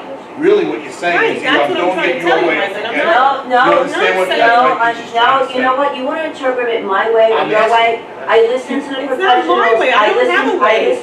Listen, I not only sat on this committee, but I I'm not also gonna waste heard, your time, John. She has I something also to heard the recommendations of everybody, from principals down, what they wanted to see on this project. I sat with Lee on this bond committee, capital improvement committee, for over 22 months. I'm hearing Mr. Gorillo say, it's not favorable when you do this. So I don't want to discredit. For me, it feels like almost I'm discrediting the work, not just myself, but for the other 20 people that sat on this committee. Because I don't think there was ever a conversation of splitting this bond. So this is what It was last week, the last meeting. but in the 22 months was never a discussion. Well, I maybe think that should everybody, come that idea. I think everybody who sat on this committee, there was things that So were then the taken on, committee there was. should be up here on the board, and I should resign on my seat. That doesn't All make right, you know sense. what, you sat at this podium plenty of times and said, you don't respect what the committee says. When we had a I respect everything that's on that when we list. had a Don't put words in my mouth, my Lynn. Don't So you do never, that. all right, so I'm gonna bring you I back, didn't say that I didn't like any of those projects. I'm gonna bring you back to a time when they had the committee had came What are back. we trying to prove here? I don't know. I don't know what the point is. We just get along. All right, I'm just gonna drop it right there. Thank you. So I've made a point of putting my foot in my mouth and saying things that I probably will regret later. Mine, what I heard you say is based on the information available to you and the time and the conversations you've had, you don't see yourself changing your opinion. It's fine. That's fine. I That's think fine. to even entertain the second step of now piecemealing this bond is gonna be another 2 to 3 weeks. Are you And I willing to know take that we're anything working, out of it? and I know we're working on a timeline that we don't have that 2 or 3 weeks to start pulling this bond apart. That's just my opinion. Understood, and that may be the case, but I really think it's important to hear the conversations that both Mark and I can share at this point. I don't want to waste your time though, John. It's not a It's dead set. It's a. Because I'm at not some gonna waste my time point, either. at some point, and I can appreciate that, at some point moving forward, this district needs to think about a capital project. Well, I'm gonna speak to you no matter what. 'cause I'm hoping So we with can that in resolve mind, something. we're either throwing everything out right now and starting from scratch. Which is a shame. Or we're gonna find the compromise, and I would greatly prefer the latter. So, That's what I think. let's let the conversations occur. Let's see where they happen. I'm not saying, listen, I have strong opinions. I've shared them all tonight repeatedly. And I'm That taking being- those recommendations. And I appreciate that, and I greatly do. But I also don't want I to. like you, John, but I'm not taking over that. That's fine too. I don't take it Okay, personally. I know That's you fine. I just want to make sure that at the end of the day, everybody's in agreement, not only at the podium, but throughout the community. I don't want this to be 500 to 501 that we pass it. I want everybody to collectively get behind us and support it. Exactly. That's what we need to do. That's what we gotta look forward to. I agree. We've never been 100% behind any, No. every single thing that attorney brings forward. That's been our complaint, that, so many times interviews, how many committees, I think the committee did a wonderful job, I don't discount I anything feel like that you it's guys not did. even heard. I think it's been heard, and I think there's a lot there, but there's also stuff that can be tweaked or compromised or taken out. Again, we never take 100% of what the committee says, what they come Usually up we with. take like It is a lot of 1% hard work and all that. Right, in the past. Right. I mean, that's why you won't find me on one anymore. I agree with that, because if it's causing you guys to argue like this, not saying that, you guys are like fighting each other, but you're not there collectively, and I know all four of you have spoken about wanting to do what's best for the kids and the community.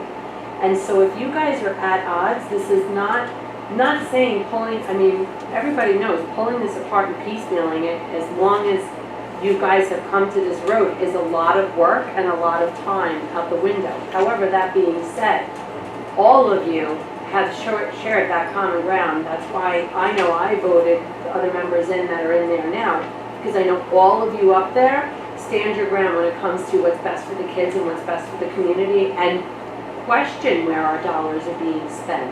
And question, don't just frivolously approve something because. So if it takes pulling this apart, and it sucks, but if it takes pulling it apart and maybe piecemealing and compromising on different things and coming up with a different amount, it does stink and it does add to the work. But then I know as a community member, if you guys agree on it, then I can stand behind it more.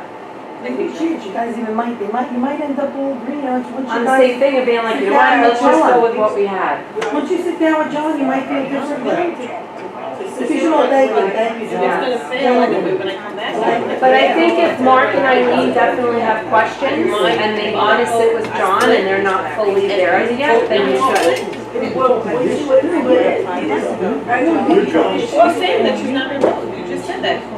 3 times I answered your question, 3 times you answered, not you, Lee. But so, I don't know, I mean, that's. I want to hear what you guys have to do.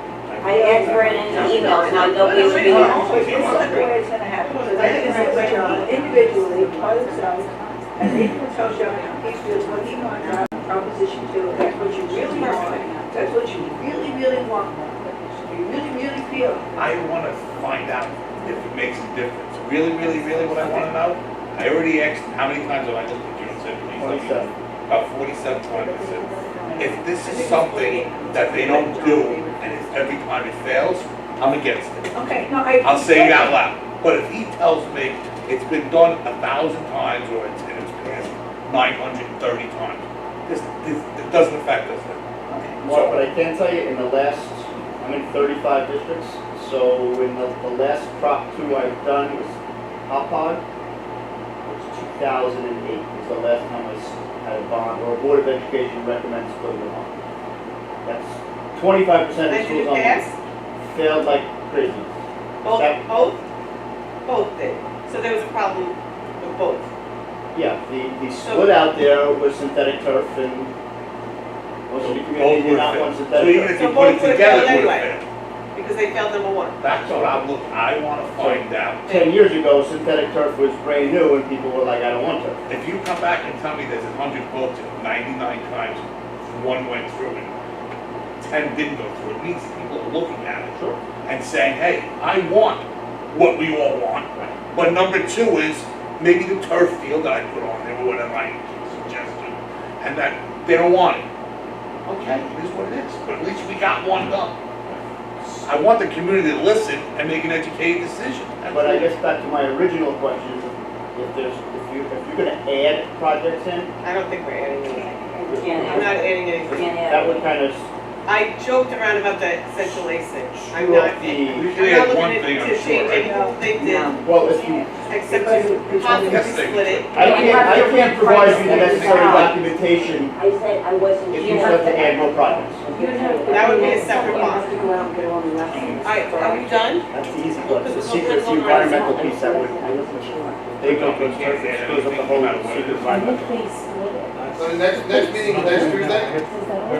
So it sounds like at this point, you guys have a couple more questions, and then next Tuesday, Include it you in decide that. whether, well, I don't have any questions, I just got. well, you need to look, between now and next Tuesday, you need a little more time, Correct. right? And Right. then you're gonna devote, and then it sounds like it's going up to either one whole thing or a split thing, potentially, right? That'll be up to, yeah. Right, okay. So then, at that point, you gotta deal with what the vote comes in, right?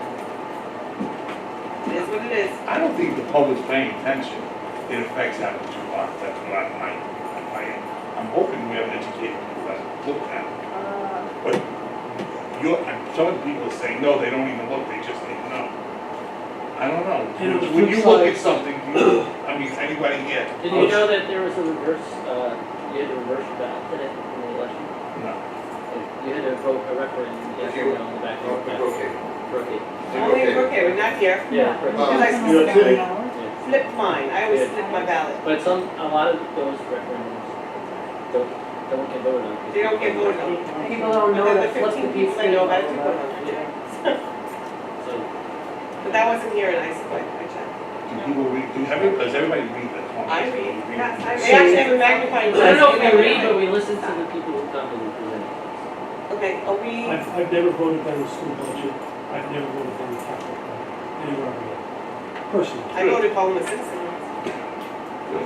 didn't see him on my ballot. I But I'm voted. just saying, so did I, you asked the question, do I read it? No, I have not read everything. I trust the process and I respect what happened, and I'm fortunate that I can say, yes, education is a part. Will I say that 20 years from now when I have kids in the system? I can't speak to that. Right now, yes. Okay. Thank you. Can we get a motion to adjourn this meeting? Anya, would you like to add anything to this? John. Have John go do the work that he said and we'll move forward. I would like to invite any members of the facilities advisory committee who can be available for next Tuesday meeting, just in case the board has more discussion. I have no more discussion. You need to have discussion, because you're gonna need to make a decision at the next board But meeting. not, I don't need any questions answered. I have Okay, so on that note, I will adjourn this meeting. Motion is second to it. No, actually, it's not a meeting. It's not a meeting. I'm just holding a meeting. That's all I'm doing.